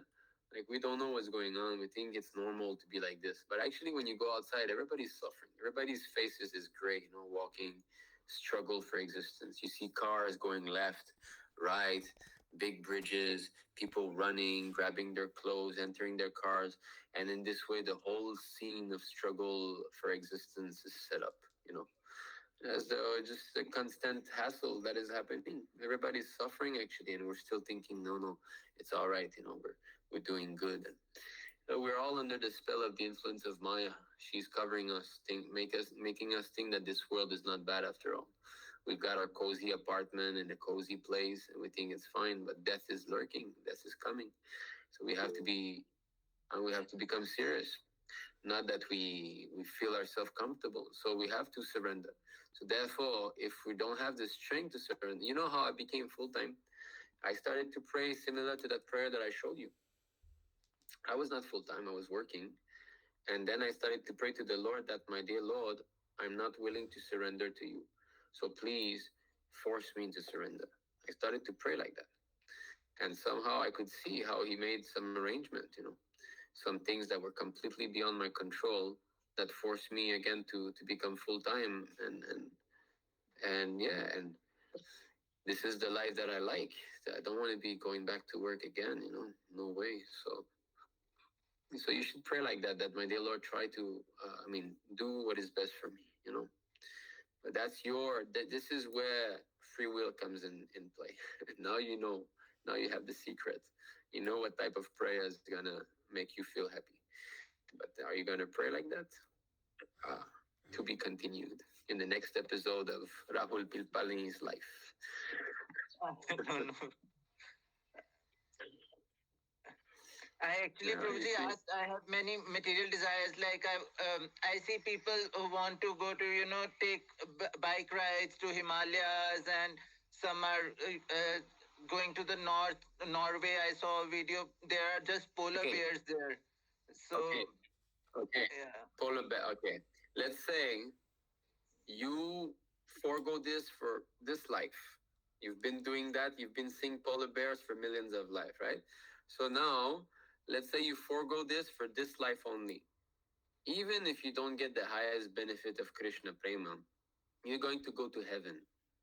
And believe me, when it comes to sense gratification, heaven is much a better place. They have got, 1,000 times what you speak of polar bears. They've got like animals you cannot even describe. They've got fragrance you cannot even describe. They've got, of course, we're not going to start speaking about the women there. But if it's sense gratification that you want, your Antarctica is nonsense. Also, what is this place full of ice? You want sense gratification, do like the karma kanda people, go to heaven. But the point is, you'll get that anyway if you fail, right? So if you surrender, the best you can, and okay, you're not gonna get your polar bear in this life, but at least if you failed, you're going to heaven, and there you'll be enjoying, millions of years, and then you'll come back again and take birth in a pious family like that. But it requires a little bit of austerity. So give up your polar bear ID for this life, and that will be taken care of anyway, without asking. Yeah, I Right. actually wanted to complete. Sorry, Prabhu. I just saw these videos on YouTube. So I was saying like how people are bewildered into all these things. Tattvit Prabhu also mentions there are things we can't see. Kim Purushas, Gandharvas. There are many higher realms that are hidden from us. So at least by doing bhakti, although I may not having this main goal of sense enjoyment, I am making internal progress, and even materially, Krishna will be kind to me. So Yes, I'm you will all get win-win everything, and situation. Thank you. yes, exactly, and much more than what you can afford by your own strength. Now you can buy a ticket to Antarctica, see some polar bear, but you cannot buy a ticket to Indraloka and see what's going on there. You cannot do that, right? But by the strength of your devotional service, if you fail because of all the pious activities that you've accumulated, you will get that anyway. Or you can go even higher than heaven, go to the planet of the sages and this, and then, or Satyaloka even, and then you cannot even describe what you're going to be seeing by words. It says the Satyaloka region is not even describable by words. It's there in the Bhagavatam, there's a verse. So what to speak of course, Vaikuntha, the spiritual world, and Satyaloka is still in the material world. Anyway, so Yes. so pray like that. Pray to the Lord to help you surrender, Prabhu. Okay, Thank try. you. Yes. Thank. Yes.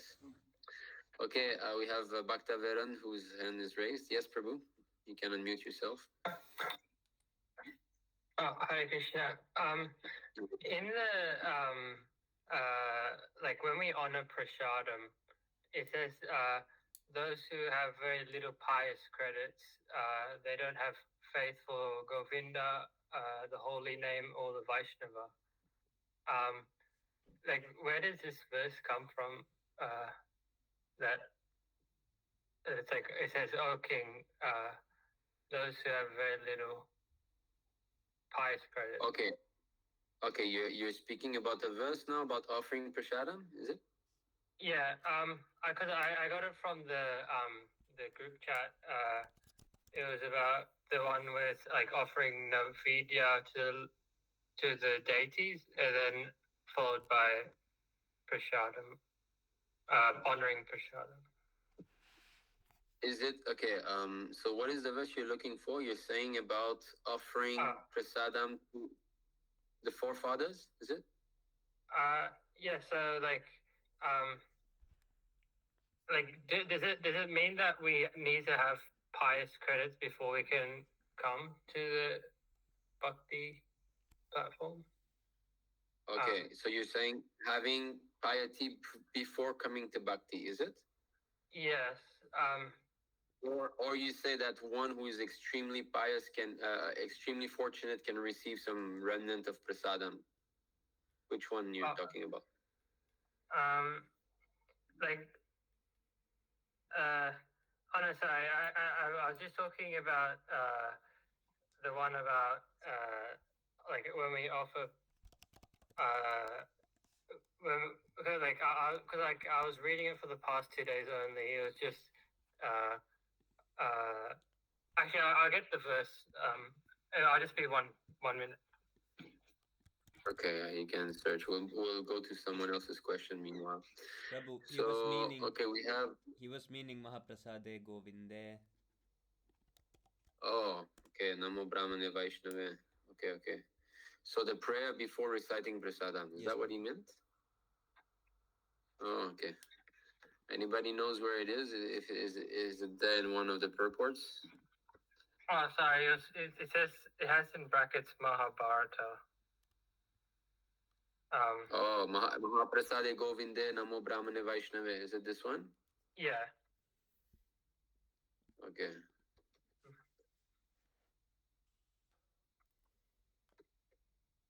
Let's see if it's in one of the purport.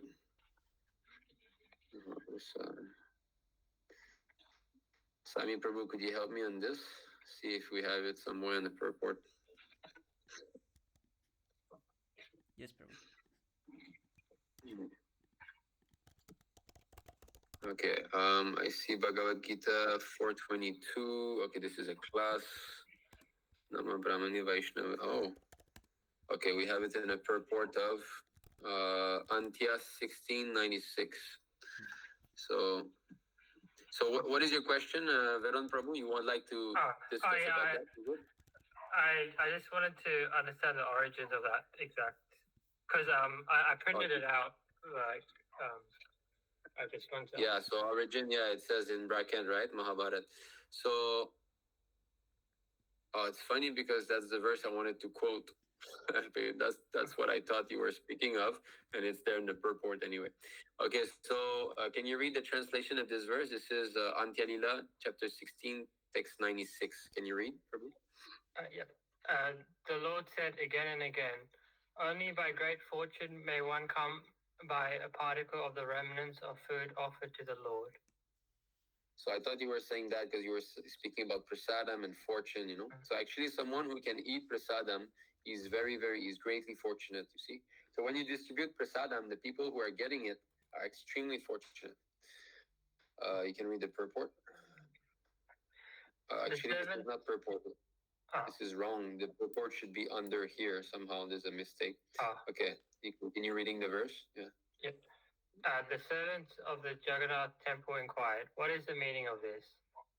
The remnants. Okay, so yes. Go ahead. The remnants of Krishna's food are mixed with his saliva. In the Mahabharata and the Skanda Puran, it is stated, Mahaprasade Govinde Nama Brahmani Vaishnave Sva Alpa Punyavatam Rajan Vishvasho Naiva Jayate. Persons who are not very highly elevated in pious activities cannot believe in the remnants of food, prasadam, of the Supreme Personality of Godhead, nor in Govinda, the holy name of the Lord, nor in the Vaishnava. Yes. So you have here the quotation is Mahabharata and Skanda Purana also. It's there. You know, that's where it comes from. So yeah, so you need punya. So somehow or other you have to have this punya. Punya means pious activities, you see. So persons who are not very highly elevated in pious activities cannot believe in the remnants of food, prasadam, of the Supreme Personality of Godhead, nor in Govinda, the holy name of the Lord, nor in the Vaishnavas. So someone who gets this faith and this shraddha, it means that he must have performed some pious activity. But pious result under this is also divided. It's not that there's different type of piety. Okay. Is it like the pious from like opening schools and stuff different to? That's what we're coming to. So yeah, there's different types of piety. So okay, you can read this. By good fortune, one becomes eligible to cross the ocean of nescience, and when one's term of material existence decreases, one may get an opportunity to associate with pure devotees. By such association, one's attraction to Krishna is awakened. Okay, so this is Madhya Lila, chapter 22, text 45. So you see here, so by good fortune, so what does that mean? You know, one becomes eligible to cross the ocean of nescience or nescience, I don't know how you pronounce. And when one's term of material existence decreases, one may get an opportunity to associate with pure devotee. So what is that that allows us to associate with pure devotee? What is that good fortune? So it's explained in the purport. You can read here. Yes. Srila Bhakti Vinoda Thakur explains this point. Is this bhagya, fortune, the result of an accident or something else? In the scriptures, devotional service and pious activity are considered fortunate. Pious activities can be divided into three categories. Pious activities that awaken one's dormant Krishna consciousness are called Bhakti Unmukhi Sukriti. Pious activities that bestow material opulences are called Bhoganmukhi, and pious activities that living entity allow that enable the living entity to merge into the existence of the supreme are called mokshanmukhi. So you see, so the distinction there is Bhakti Unmukhi, Bhoganmukhi, and Mokshunmukhi. So Bhakti Unmukhi Sukriti, this is the real pious activity because this is what's going to be bestowing the opportunity for bhakti to the devotee. Then there's the Bhoganmukhi. So Bhoganmukhi is what you said just now, opening hospital. If you open a hospital, you will be a super healthy person in the next life. That's for sure. You know, if you give in charity, you'll receive wealth, you know, if you like that, you know, proportionately. And then there is pious activity that help one attain moksha. And but Prabhupada explains here. These last two awards of pious activity are not actually fortunate. Pious activities are fortunate when they help one become Krishna conscious. The good fortune of Bhakti Unmukhi is attainable only when one comes in contact with the devotee. By associating with the devotee willingly or unwillingly, one advances in devotional service and thus one's dormant Krishna consciousness is awakened. So you see, so by association, yes. Yeah, I was just noting the word willingly or unwillingly. I was just noting. Yeah, willingly or unwillingly. That's an important thing too. Just like you go outside and you distribute prasadam, they are unwillingly associating with you, right? And you bring great fortune to them in the form of prasad. So you see, three types of pious activity, Bhakti Unmukhi Sukriti, Bhogunmukhi, and Mokshamukhi, right? So, but Prabhupada says this real thing is Bhakti Unmukhi, just like in the 10th canto of Srimad Bhagavatam, Shukadeva Goswami speaks of the cowherd boys that are playing with Krishna. He says these are not ordinary boys. They have amassed, you know, millions of lifetime of pious activity to get to that point. But that doesn't mean mundane piety. That means bhakti mukhi sukriti. So this bhakti mukhi can only happen when we come in touch with the devotee. But how to come in touch with the devotee? Why we come in touch with the devotee? That's the Lord's plan. The Lord arranges for his devotee to come to the material world because so he gives an opportunity to people to meet his pure devotee, directly or indirectly. So in other words, why we become devotees? Because it's Krishna's plan. He arranges for that. He sends his pure devotee here so that we get this opportunity. So there's another term also, agyata sukriti, unknown piety. So if you want to get even more technical, agyana bhakti bhakti mukhi sukriti. So like in this way, it means unknown devotional activities or unknown devotional piety. So for example, at one point when we had started a center in central China, we had to install the altar's curtain. So we had to call some worker who came. So he came and he installed the curtain. So obviously he's getting some piety there because he's installing the curtain of the Lord, right? So he doesn't know. He thinks it's a normal working day for him, but somehow or other he's getting this great benefit, that's gonna add up in the future. So in this way, So, but those who have not gotten this kind of piety, they will not be able to have faith in the Vaishnavas. They will not be able to have faith in the prasad and all. So that's the meaning of this verse. So that's why we chant that before eating prasadam. It's an important prayer. Okay. Thank you. Yes. Anything else you'd like to? And then following it says, in English, "Oh Lord, this material body is a place of ignorance, and the senses are a network of paths leading to death. Somehow we have fallen into this ocean of material sense enjoyment, and of all the senses, the tongue is the most voracious and uncontrollable. It is very difficult to conquer the tongue in this world. But you, dear Krishna, are very kind to us and have given us such nice prasadam just to control the tongue. Now we take this prasadam to our full satisfaction and glorify you, Sri Sri Radha and Krishna, and in love go out for the help of Lord Chaitanya and Nityananda." So That's the other prayer, right? Sharirabi Dajjal, Jadendriya Tahikal. Yeah. So this is written by Shri Bhaktivinoda Thakur. It's a prayer, a poem by Bhaktivinoda Thakur. So we sing that. Yeah, we sing that before prasadam. All right, thank you. So okay, we'll try to continue in the comment section. Try to finish up the other questions. So Prabhuji, can we offer Tulsi Manjari to Lord Krishna? Prabhuji, when I go to temple, okay, this we have read, yes. Prabhuji, is it compulsory to chant 10 offenses every day before chanting Hare Krishna Mahamantra? It's not compulsory to chant before, but it's in the program that Prabhupada gave us. We wake up, chant our rounds, then there's Mangal Arti, after there's Narasimha, then there's Tulasi Arti. After Tulasi Arti, the program is that we chant the Shri Shri Shikshashtaka. Or even before that, we read the Nectar of Devotion. That's the program. After Tulasi Arti, we read Nectar of Devotion all together, the devotees in temple room.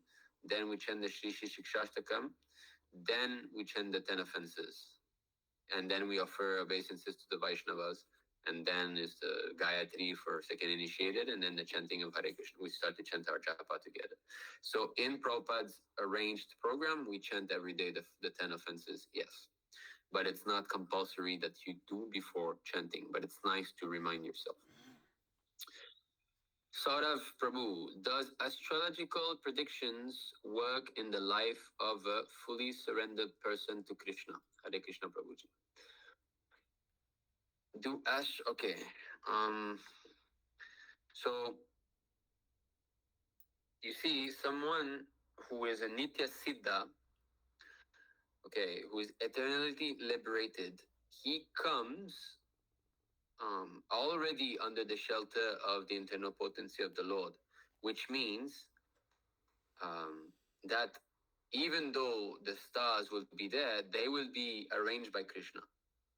Because after all, the arrangement of the planets is an energy of the Lord, is it not? So just like when he took birth, the Lord, all the constellation arranged themselves nicely. So similarly, the same thing for his servants. There's this verse from this is Uttarakanda of I believe this is Chaitanya Bhagavata. So you can read these two. I think it's the same verse. Can you read these? Who asked again? Saurav Prabhu. Yeah, please read these two verses.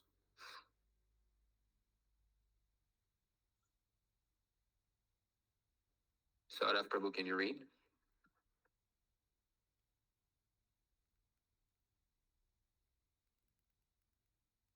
Haribol. Okay, I don't know if he can read. Sami Prabhu, would you like to read instead of him? Hare Krishna, yes, Prabhu. Just as Bharata and Lakshmana, the son of Sumitra, and just as Sankarshana and other forms of the Supreme Lord appear in this world by their own will, similarly the Vaishnava associates of the Lord appear with the Lord and then return to the Lord's eternal abode with the Lord. Like the Lord, the Vaishnavas do not take birth according to their past karma. Just as Lakshmana, Bharata, and Sankarshana take birth with the Lord, the Yadava cowherd people, descending from their spiritual planet by the Lord's will, take birth with the appearance of Lord Krishna, and then return to his eternal Dham, along with him. The birth of these devotees is not caused by bondage to karma. Mm. So those who are Nitya Siddha, who come already liberated, because what does that mean, the arrangement of the stars? The stars are arranged the way they are at our birth, according to our past karma. But someone who's got no karma, how will the star work? By what force, are we going to be taking birth at that specific moment? That's Krishna's arrangement. Just like Srila Prabhupada's stars are wonderfully arranged, his chart. And it says in his chart that he will at the age of 70 he will go preach, and he will open 108 temples. Everything was there already in his chart. So is this material? Well, clearly not. This is exactly what happened, and these are his pastimes. He came on the order of the Lord. So karma is not acting. Now, what about someone who become sadhana siddha or kripa siddha within this life? He was born conditioned, but somehow he raised himself to the siddha platform. Well, once he's siddha, that's it. There's no more touch of the three modes of material nature. So even though the chart at birth was that of a conditioned soul, and that obviously someone who becomes self-realized in this lifetime is also not that of a normal soul. It's someone who's special, but still, whatever is there in the chart that is negative or will not be affecting him. No, it will change. Prabhupada says, just like maybe today you were supposed to cut your finger, lose your finger, but because you become a devotee, you will simply, what is it? Have a small snippet, right? So similarly, um, yeah, this verse, yeah. No, what is that? Wait.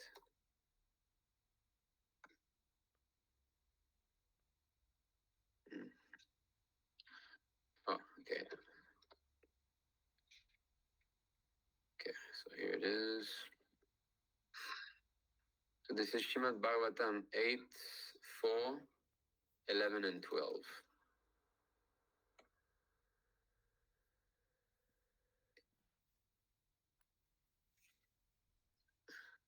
So in the purport, Saurav Prabhu, okay, yeah, he could not read it. Is he still here though? He asks the question and then he leaves. Okay, he's not here. Anyway, maybe something happened.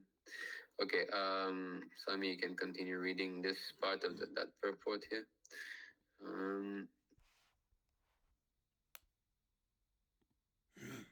Can read this.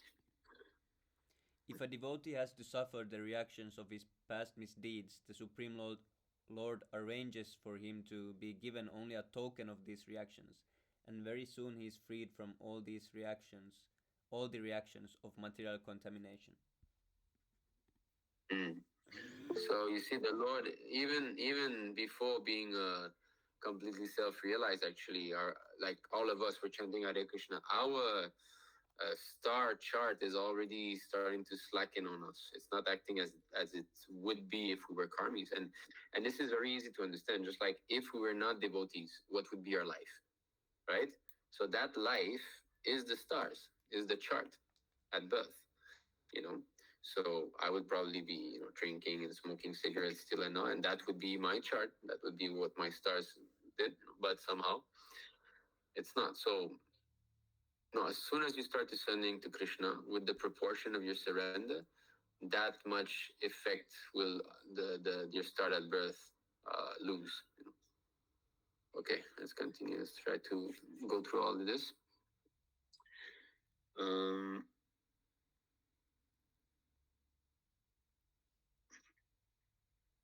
okay. Okay, Priyansh Prabhu says, Hare Krishna Prabhu, I have a question that why do jivas fall if Lord is saying one who comes to me never goes back? Yeah, this is a good question. It's a question that is often asked by devotee. Well, one thing for sure is that we have got eternal independence. We can always want to come. If we want to come back, we can. That's always there. And one thing is that Krishna will never push us down in the material world, that's for sure. So 1 plus 1 equals 2. That means what? That means we wanted to come. It's true. You never have to come back. We never have to come back here. But free will is eternal. You can always come if you want. So, but Prabhupada tell us always to not worry ourselves much about that and to just try to go back now. That's all. Saurav Prabhu is saying, "What is best for me, Prabhu?" Well, that you know, exactly like very concretely put. Of course, he's not here now. The thing, he should increase his devotional activities. And start to be more serious about listening to what senior devotee are telling him. You see, what is best for someone, it's not the same for everybody. Everybody's at a different level of surrender. And if someone is trying to imitate a devotee who's more advanced and all of a sudden tries to surrender, that might have a reverse effect. One has to be ready. Surrendering is Krishna's mercy. It's not that I do something for the Lord. Oh, finally, I'll surrender. What are you going to do for me now? It's not like that. Surrendering is His blessing upon you. You have to be qualified to surrender.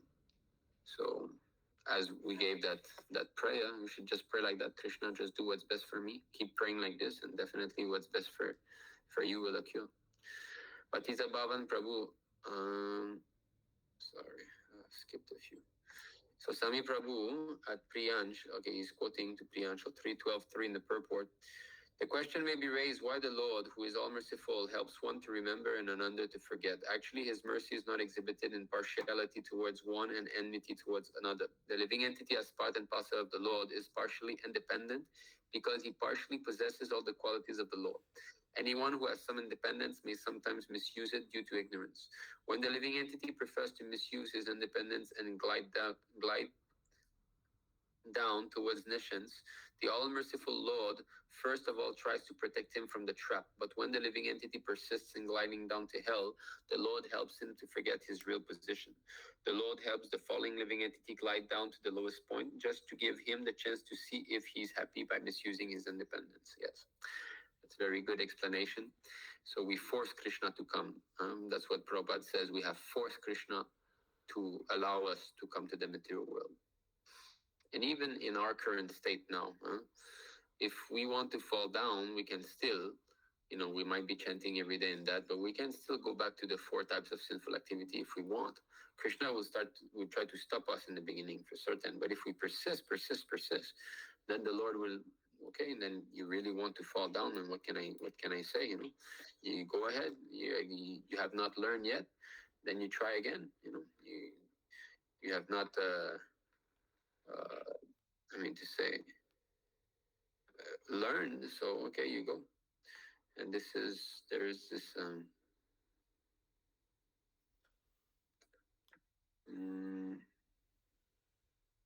yeah, this is a nice verse here.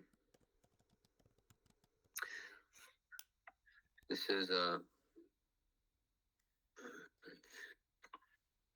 5:18:4 Bhagavatam 5:18:4. Sami Prabhu, would you like to read?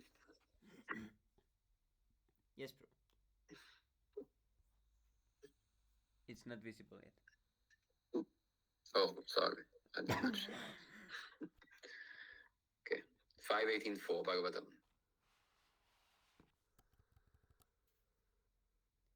O unborn one, learned Vedic scholars who are advanced in spiritual knowledge certainly know that this material world is perishable, as do other logicians and philosophers. In trance, they realize the factual position of this world, and they preach the truth as well. Yet, even they are sometimes bewildered by your illusory energy. This is your own wonderful pastime. Therefore, I can understand that your illusory energy is very wonderful, and I offer my respectful obeisances unto you. Yeah, so you see, even great, certainly, as do other logicians and philosophers, in trance, they realize the factual position of this world and they preach the truth as well. So even someone who's realized, who understands this world is miserable and we have to revive our spiritual consciousness, yet, even if they are sometimes bewildered by your illusory energy, this is your own wonderful pastime. I can understand that your illusory energy is very wonderful and offer my respectful obeisances unto you. So just see, even we should not think, oh, but I'm a devotee, I'm a. No, these people here are beyond the three modes of material nature. In trance, that means they're beyond. They're a Brahma Bhuta platform. Even they become overpowered. So what to speak of us? Are we beyond the three modes? I'm not. So we should not think that this doesn't apply to us. And this purport is very powerful here. Can you start reading? Not only does the illusory energy of the Supreme Person of Godhead act on the conditioned soul within this material world, but sometimes it also acts on the most advanced learned scholars, who factually know the constitutional position of this material world through realization. As soon as someone thinks, I am this material body, aham mameti, Bhagavatam 558, and everything in relation with this material body is mine, he is in illusion, moha. This illusion caused by the material energy acts especially on the conditioned souls, but it sometimes also acts on liberated souls as well. A Okay. liberated soul. See this? But it sometimes acts on liberated souls as well. Just see. Now, here, liberated, you need to understand that means Brahma Bhuta. Okay? It doesn't mean a pure devotee of the Lord. That means someone who's beyond the three modes. Okay, continue. A liberated soul is a person who has sufficient knowledge of this material world and is therefore unattached to the bodily conception of life. But because of association with the modes of material nature for a very long time, even liberated souls sometimes become captivated by the illusory energy due to inattentiveness in the transcendental position. Therefore, Lord Krishna says in Bhagavad Gita, Ma mevaye prapadyante mayametam tarantite. Only those who surrender unto me can overcome the influence of the material energy. Therefore, no one should think of himself as a liberated person immune to the influence of Maya. Everyone. Yeah, see, this is very important. We should always think that we are in a precarious condition. We are in a dangerous situation. We should never think that's it, I made it. This is foolish. Because here it says, this is also for us, inattentiveness in our transcendental position. If we're inattentive in our devotional activities, we will fall down. That's what it means. And therefore, we should not think ourselves liberated. There is this ISKCON Guru. We'll come back to the purport. There's this ISKCON Guru who left his body recently. He was saying, no, this is just another. This is just another chapter. I'll see my disciples in Goloka, Vrindavan, and all. He's so certain that he's going back to Krishna. You see, he's saying like, no, I'll see them back, and as if that's it. I made it. Madhavendra Puri was praying that, my dear Lord, I don't know if I'm going back or not, or this. A pure devotee will never say that, yeah, I'll see you there, and like that. Of course, Prabhupada did say, to encourage his disciple, we'll have another ISKCON up there, like that. So he left his body, this so-called guru, but, just see the impudence. He thinks that he's made it. No, I'll see them there. My disciples will come and we'll see each other in Vaikuntha. And what kind of impudence is this? He thinks that, what, Krishna is your servant, that you must go back, right? He has signed a contract. And so this kind of mentality is not good. We should never think ourselves to be liberated. Never. Even though we start to feel very strong spiritually, that, well, I get motivation every day. We should always know that if I slip, I'll be finished. I'll create havoc in my spiritual life. Listen to this purport very carefully. There's very strong instructions there. Continue. Everyone should very cautiously execute devotional service by rigidly following regulative principles. Thus he will remain fixed at the lotus feet of the Lord. Otherwise, a little inattention will create havoc. We have already. A little inattention can create havoc. I can tell you, I've experienced, I know what it is to feel strong and then fall down.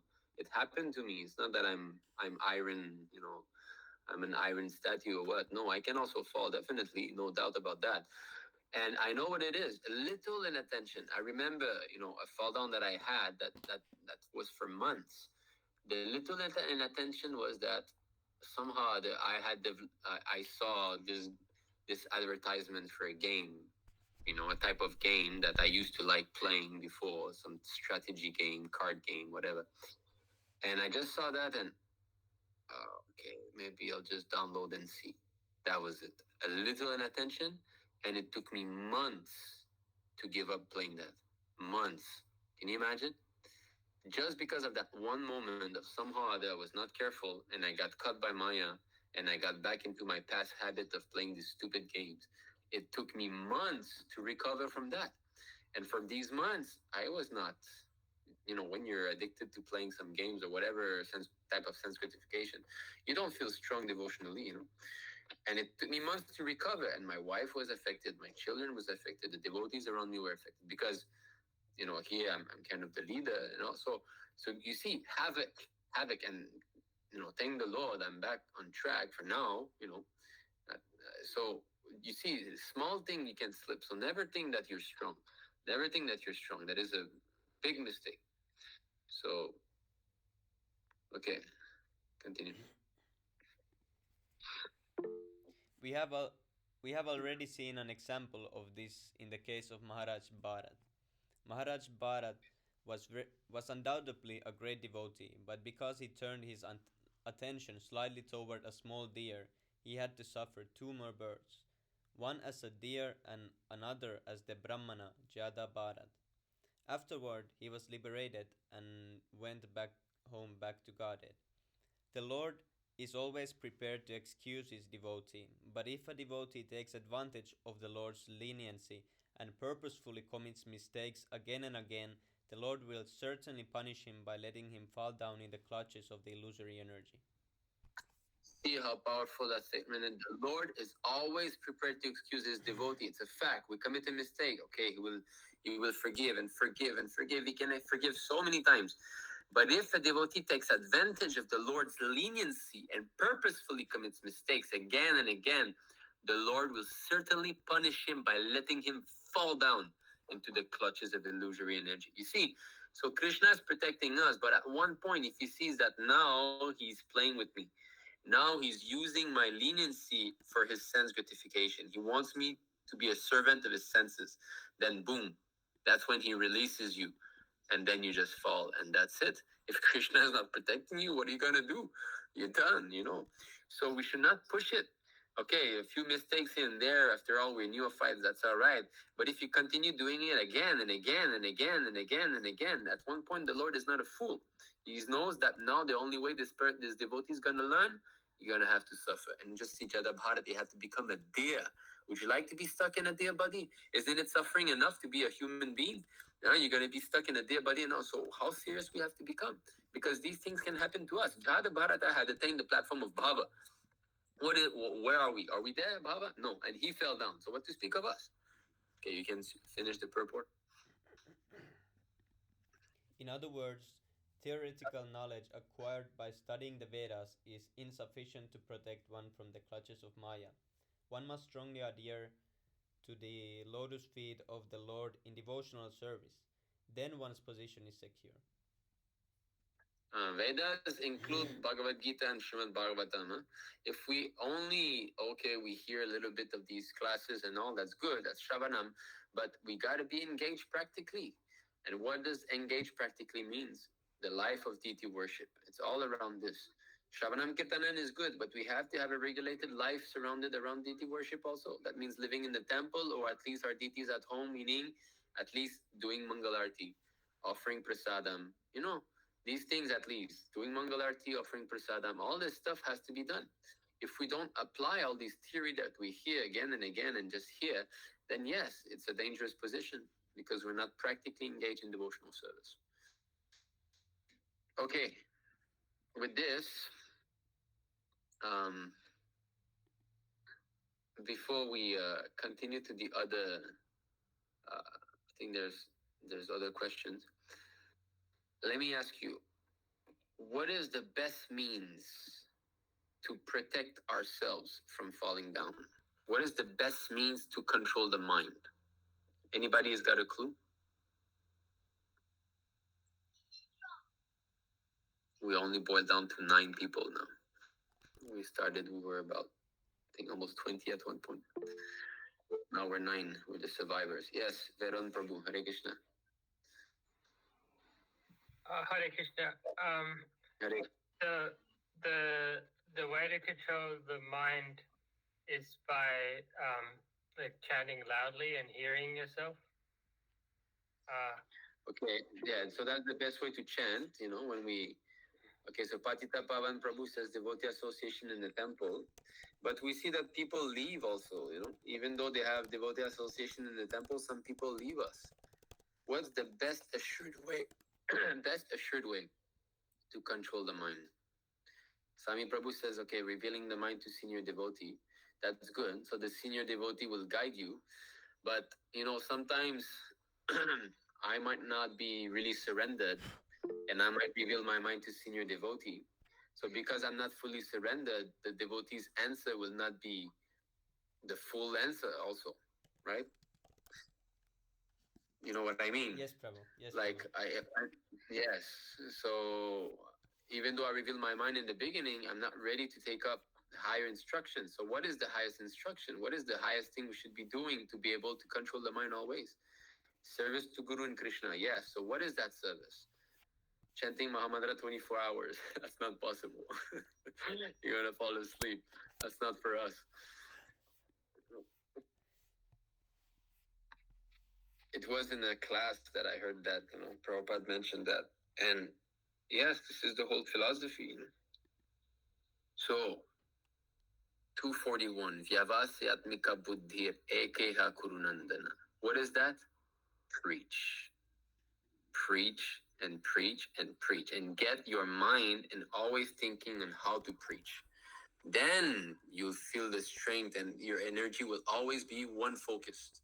Vyavasyatmika buddhi ekeha kurunandana means always try to assist Prabhupada in expanding his movement. If you can get your mind, your intelligence to be like that, then your mind is properly focused, And that's how really you can protect yourself. The best way to control the mind. That's the best. That's the best I've found personally. And that's the best that Prabhupada recommends. And after all, Chaitanya Mahaprabhu says, right? You become guru, you preach to people around you like that. Then Krishna says in the Bhagavad Gita, there's no one more dear to me than he who preaches this knowledge. And Prabhupada tells us, you go on preaching. So that's the Vyavayasatmika Buddhi. The one-pointed intelligence means to become a preacher, to dedicate his whole life that I want to push this movement. And if you do this, then the mind will be like one-pointed attention only. Of course, that takes time. But if you surrender, if you pray for surrendering, if you pray to the Lord, He will bring us to that platform. He will bring us slowly and slowly to that understanding of always trying to do something. And the person that I know best to show that is His Grace Sundar Gopal Prabhu. He's always thinking what to do, how to organize a program, how to distribute some books, how to go and visit, how to, he's traveling all over the world like that. So his mind is always like that. How to preach, how to expand. And therefore, he's the most fixed up devotee that I know. So that's it. Preaching is the essence, and preaching is really what energizes someone. So if we always keep our mind filled with ideas on what can I do next, how can I preach more, what video can I do, or how can I go and distribute books or something like that. That's the best way to engage the mind. Okay, so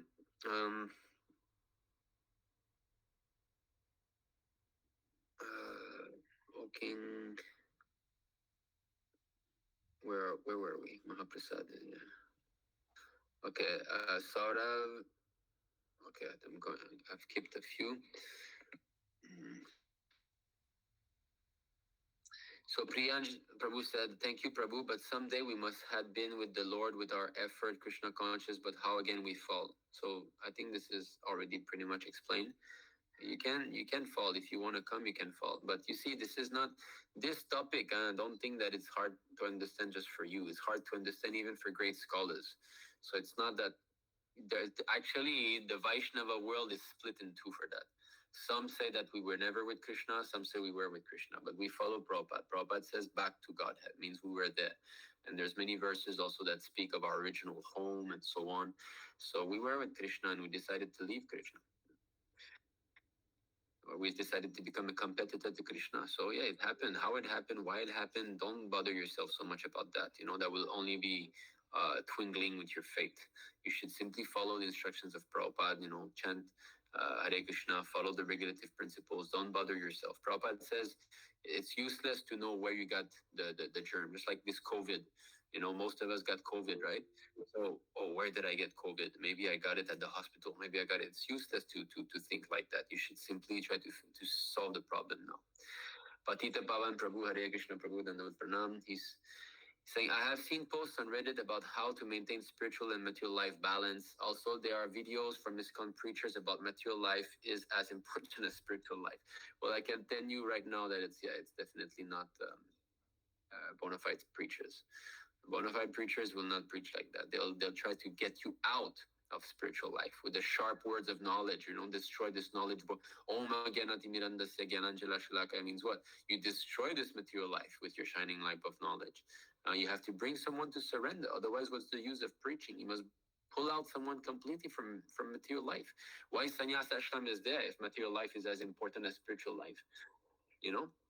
While we are attached to material life, there's ways of regulating it. That's a fact. But with the whole idea is to giving it up.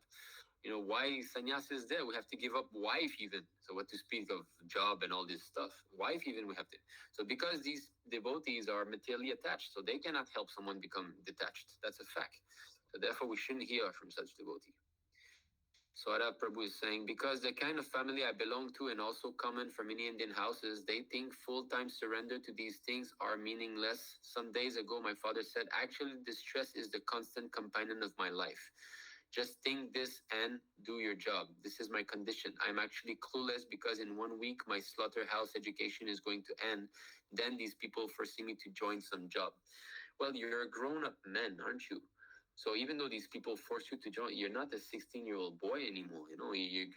You're a man now. Legally speaking, they can't do anything. So now is the time to step up. I'm telling you, you're not married. Why join a job now? There's no need to earn. What they want is you start to earn so that they can enjoy your money. That's a fact. Of course, I don't want to be offensive. They're your family members, but material family means plunderers. Prabhupada says they're gonna get your money one way or another. Because your parents, they want to enjoy material life, right? So they want to make sure that you get a beautiful wife, then you'll get beautiful children, then they'll be satisfied with grandchildren, right? And then they'll expand the fame of the family. You'll bring more wealth in the family, better cars, better apartments, like that. So they want you to be a servant of their senses.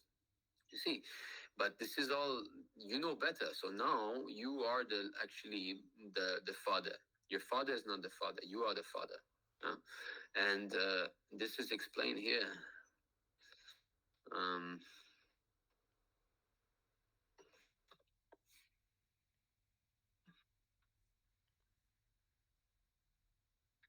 uh,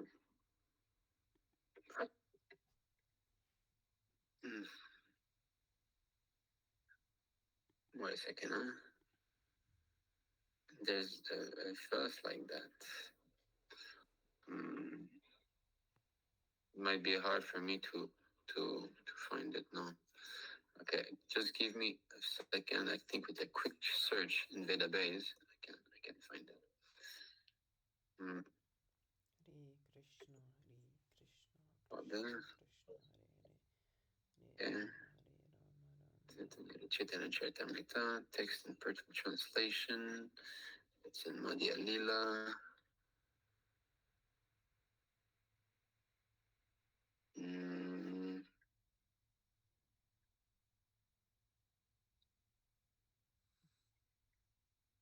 Okay, see this? I found it. It's Madhya Lila, chapter 15. 6:15.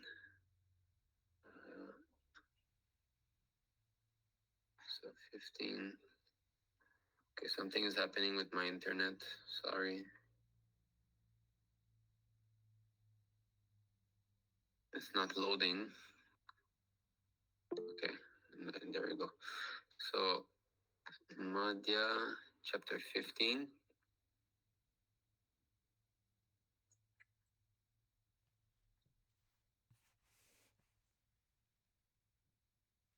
Okay. Saurav Prabhu, he can read this.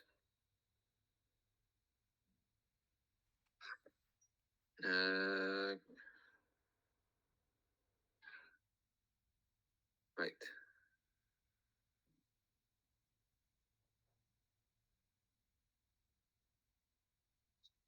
Uh,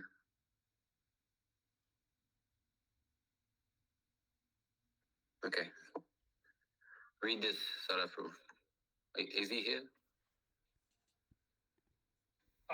He left ages ago, actually. All right. Okay. That's nice. Well, okay. Veron Prabhu, you can read.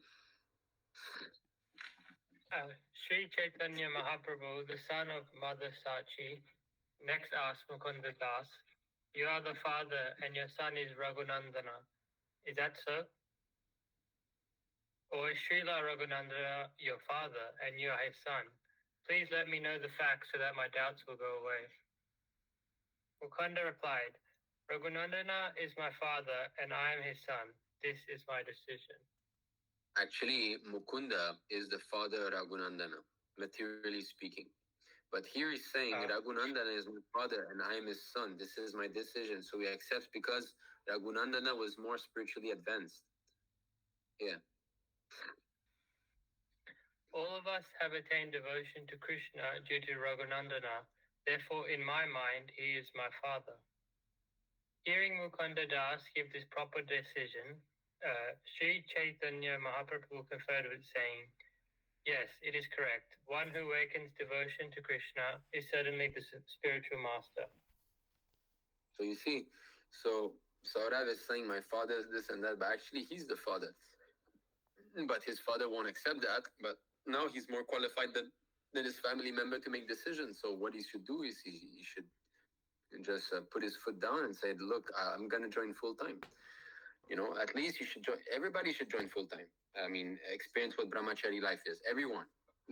Doesn't matter if one gets married later or not. He should have this experience at least in his baggage. It's very important to experience at least 1 year full time life as a brahmachari in a temple. That should be minimum. And then he's got some experience, some taste. Then if he wants to install a grihastha ashram after that, that's his choice. But he should have that experience in life. It's important. Okay. All right. Okay. Then okay, these things. So Sami Prabhu found also Madhya 11:209. The translation for the Mahaprasharam prayer is there. Tilak Prabhu says, "Is devotional service bhakti written in our destiny, karma?" No, it might be written that we have chances to become devotee, to take to devotional path, but devotional activities are not written in material karma. No, it's above karma. Bhakta Ryan Kushal, is he still here? I don't know if he's still. Yes, he's here. Hare Krishna Prabhu, I'm very happy that you're joining this session. So Bhakta Ryan is asking, Hare Krishna Prabhu, please accept my humble obeisances. I have a question. I'm fully convinced of the Ritvik system, but I have tried to explain to others in my local ISKCON temple, but they are now opposing me. They are taking the side of GBC gurus, criminals, pedophiles in many ways and with many strong arguments. My heart is broken. Is it highly challenging? Please guide me. Yeah, so don't try to convince those who don't want to be convinced. God helps those who help themselves. So if you want to be an agent of God, you have to preach to those who want help. The best thing is to not try to convince them. You go and and preach to those who are innocent. Someone like a new bhakta. Okay, practical. Don't go and speak to those who are initiated, especially. You can try to mention it to those who are not initiated. Those who are initiated, they're in the cult. They're all about the guru stuff. So for them, they're fanatics. Forget about them. Those who are not initiated you might get some. We've got this IA 77 paper, that we have put together. We've got so many videos on the Ritvik system that you can share with them. These are powerful tools for preaching that you can use. So please use them as much as you can, And that's it. Don't go and preach like wholesale. Go to the ISKCON temple and it's all bogus and that you'll just get in trouble. You'll attract some unnecessary attention also. But if you know a couple of bhaktas that are going there, yeah, then you can get them. Get those who are not still hooked up to the whole guru game. So like that, and plus you can give them this group's ISKCON Vaishnava Sangha group contact. You can get them to join in like that. You try to reel them in. If you can put them in contact with some of our preachers in ISKM, that'll give also a good chance we can answer questions. And like I said, just save the links of all those video we've made on the Ritvik system. Like on my personal channel, YouTube channel, I don't know if you know my YouTube channel. One of the last video we've uploaded is this video about the Ritvik system, and it's very detailed. It's well made, so I think it's a good tool that you can use. You can share that with them. That's the best way to do. Bhakta Veron is saying, I have years of recover from playing games. Only recent coming back to my senses. Playing games is just a waste of time. I was addicted. I was just saying because you said that one small inattentiveness. Yeah. Yeah. So I think the message came a bit late. Yeah. You know what that means, right? Yeah. So yeah. So it's games. It's in the mode of ignorance completely. Already we are in a false reality, and then you enter in a false reality in a false reality. I mean, how deep you have to. Yeah. So I was, as a teenager, I was also very much addicted. I never thought I could give up, but just see, Hare Krishna chant is so powerful that yeah. So must keep wanting. Okay.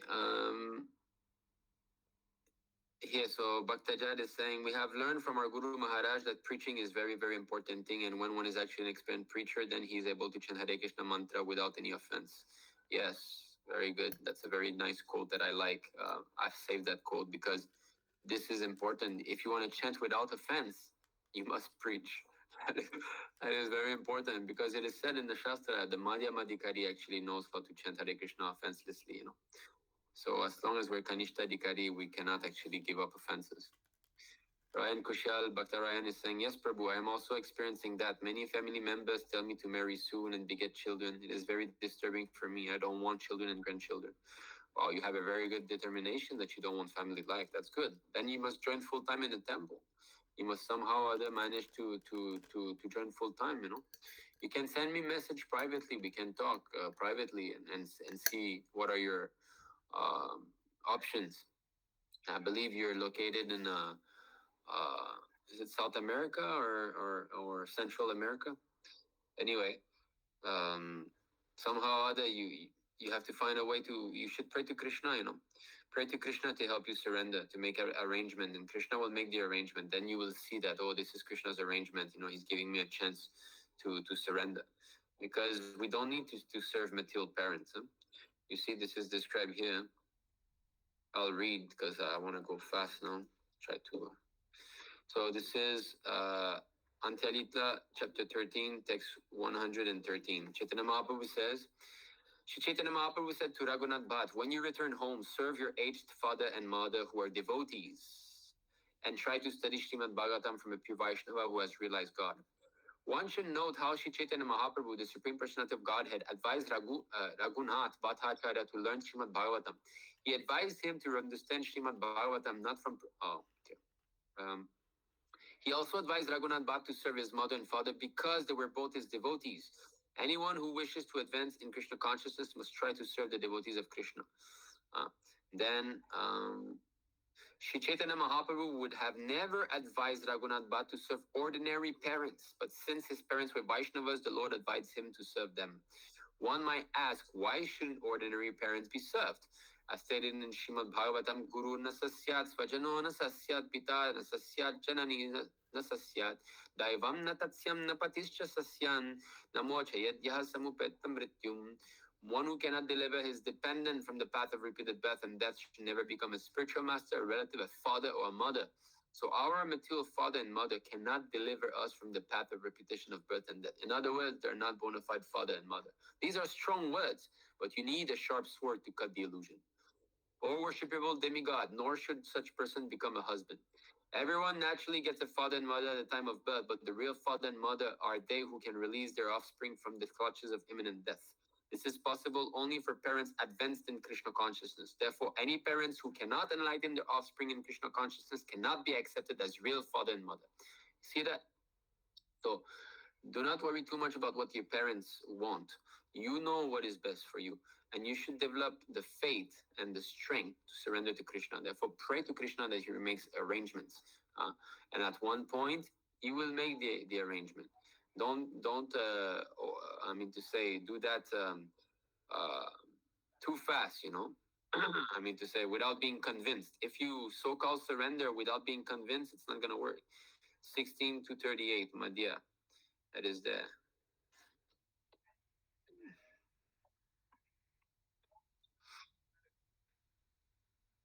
You should get the knowledge. You should become fully convinced that this is what's good for you. So Chaitanya Mahaprabhu said, you should not make yourself a show bottle devotee and become a false renunciant. For the time being, enjoy the material world in a befitting way and do not become attached to it. So that means this devotee was in the Grihastha ashram already. He was married, so it's a bit different from you. But he's saying, you be regulated in your family life. That's the whole idea here, and don't be attached to it. That's the important point. Then he says, the Lord says, Shri Chaitanya Mahaprabhu continued, within your heart you should keep yourself very faithful, but externally you may behave like an ordinary man. Thus Krishna will soon be very pleased and deliver you from the clutches of Maya. So for the time being, okay, act as a good son with your parents and all, but inside you should be determined that I want to surrender fully to Krishna. You may see me at Nilash at Jagannath Puri when I return after visiting Vrindavan. By that time, you can think of some trick to escape.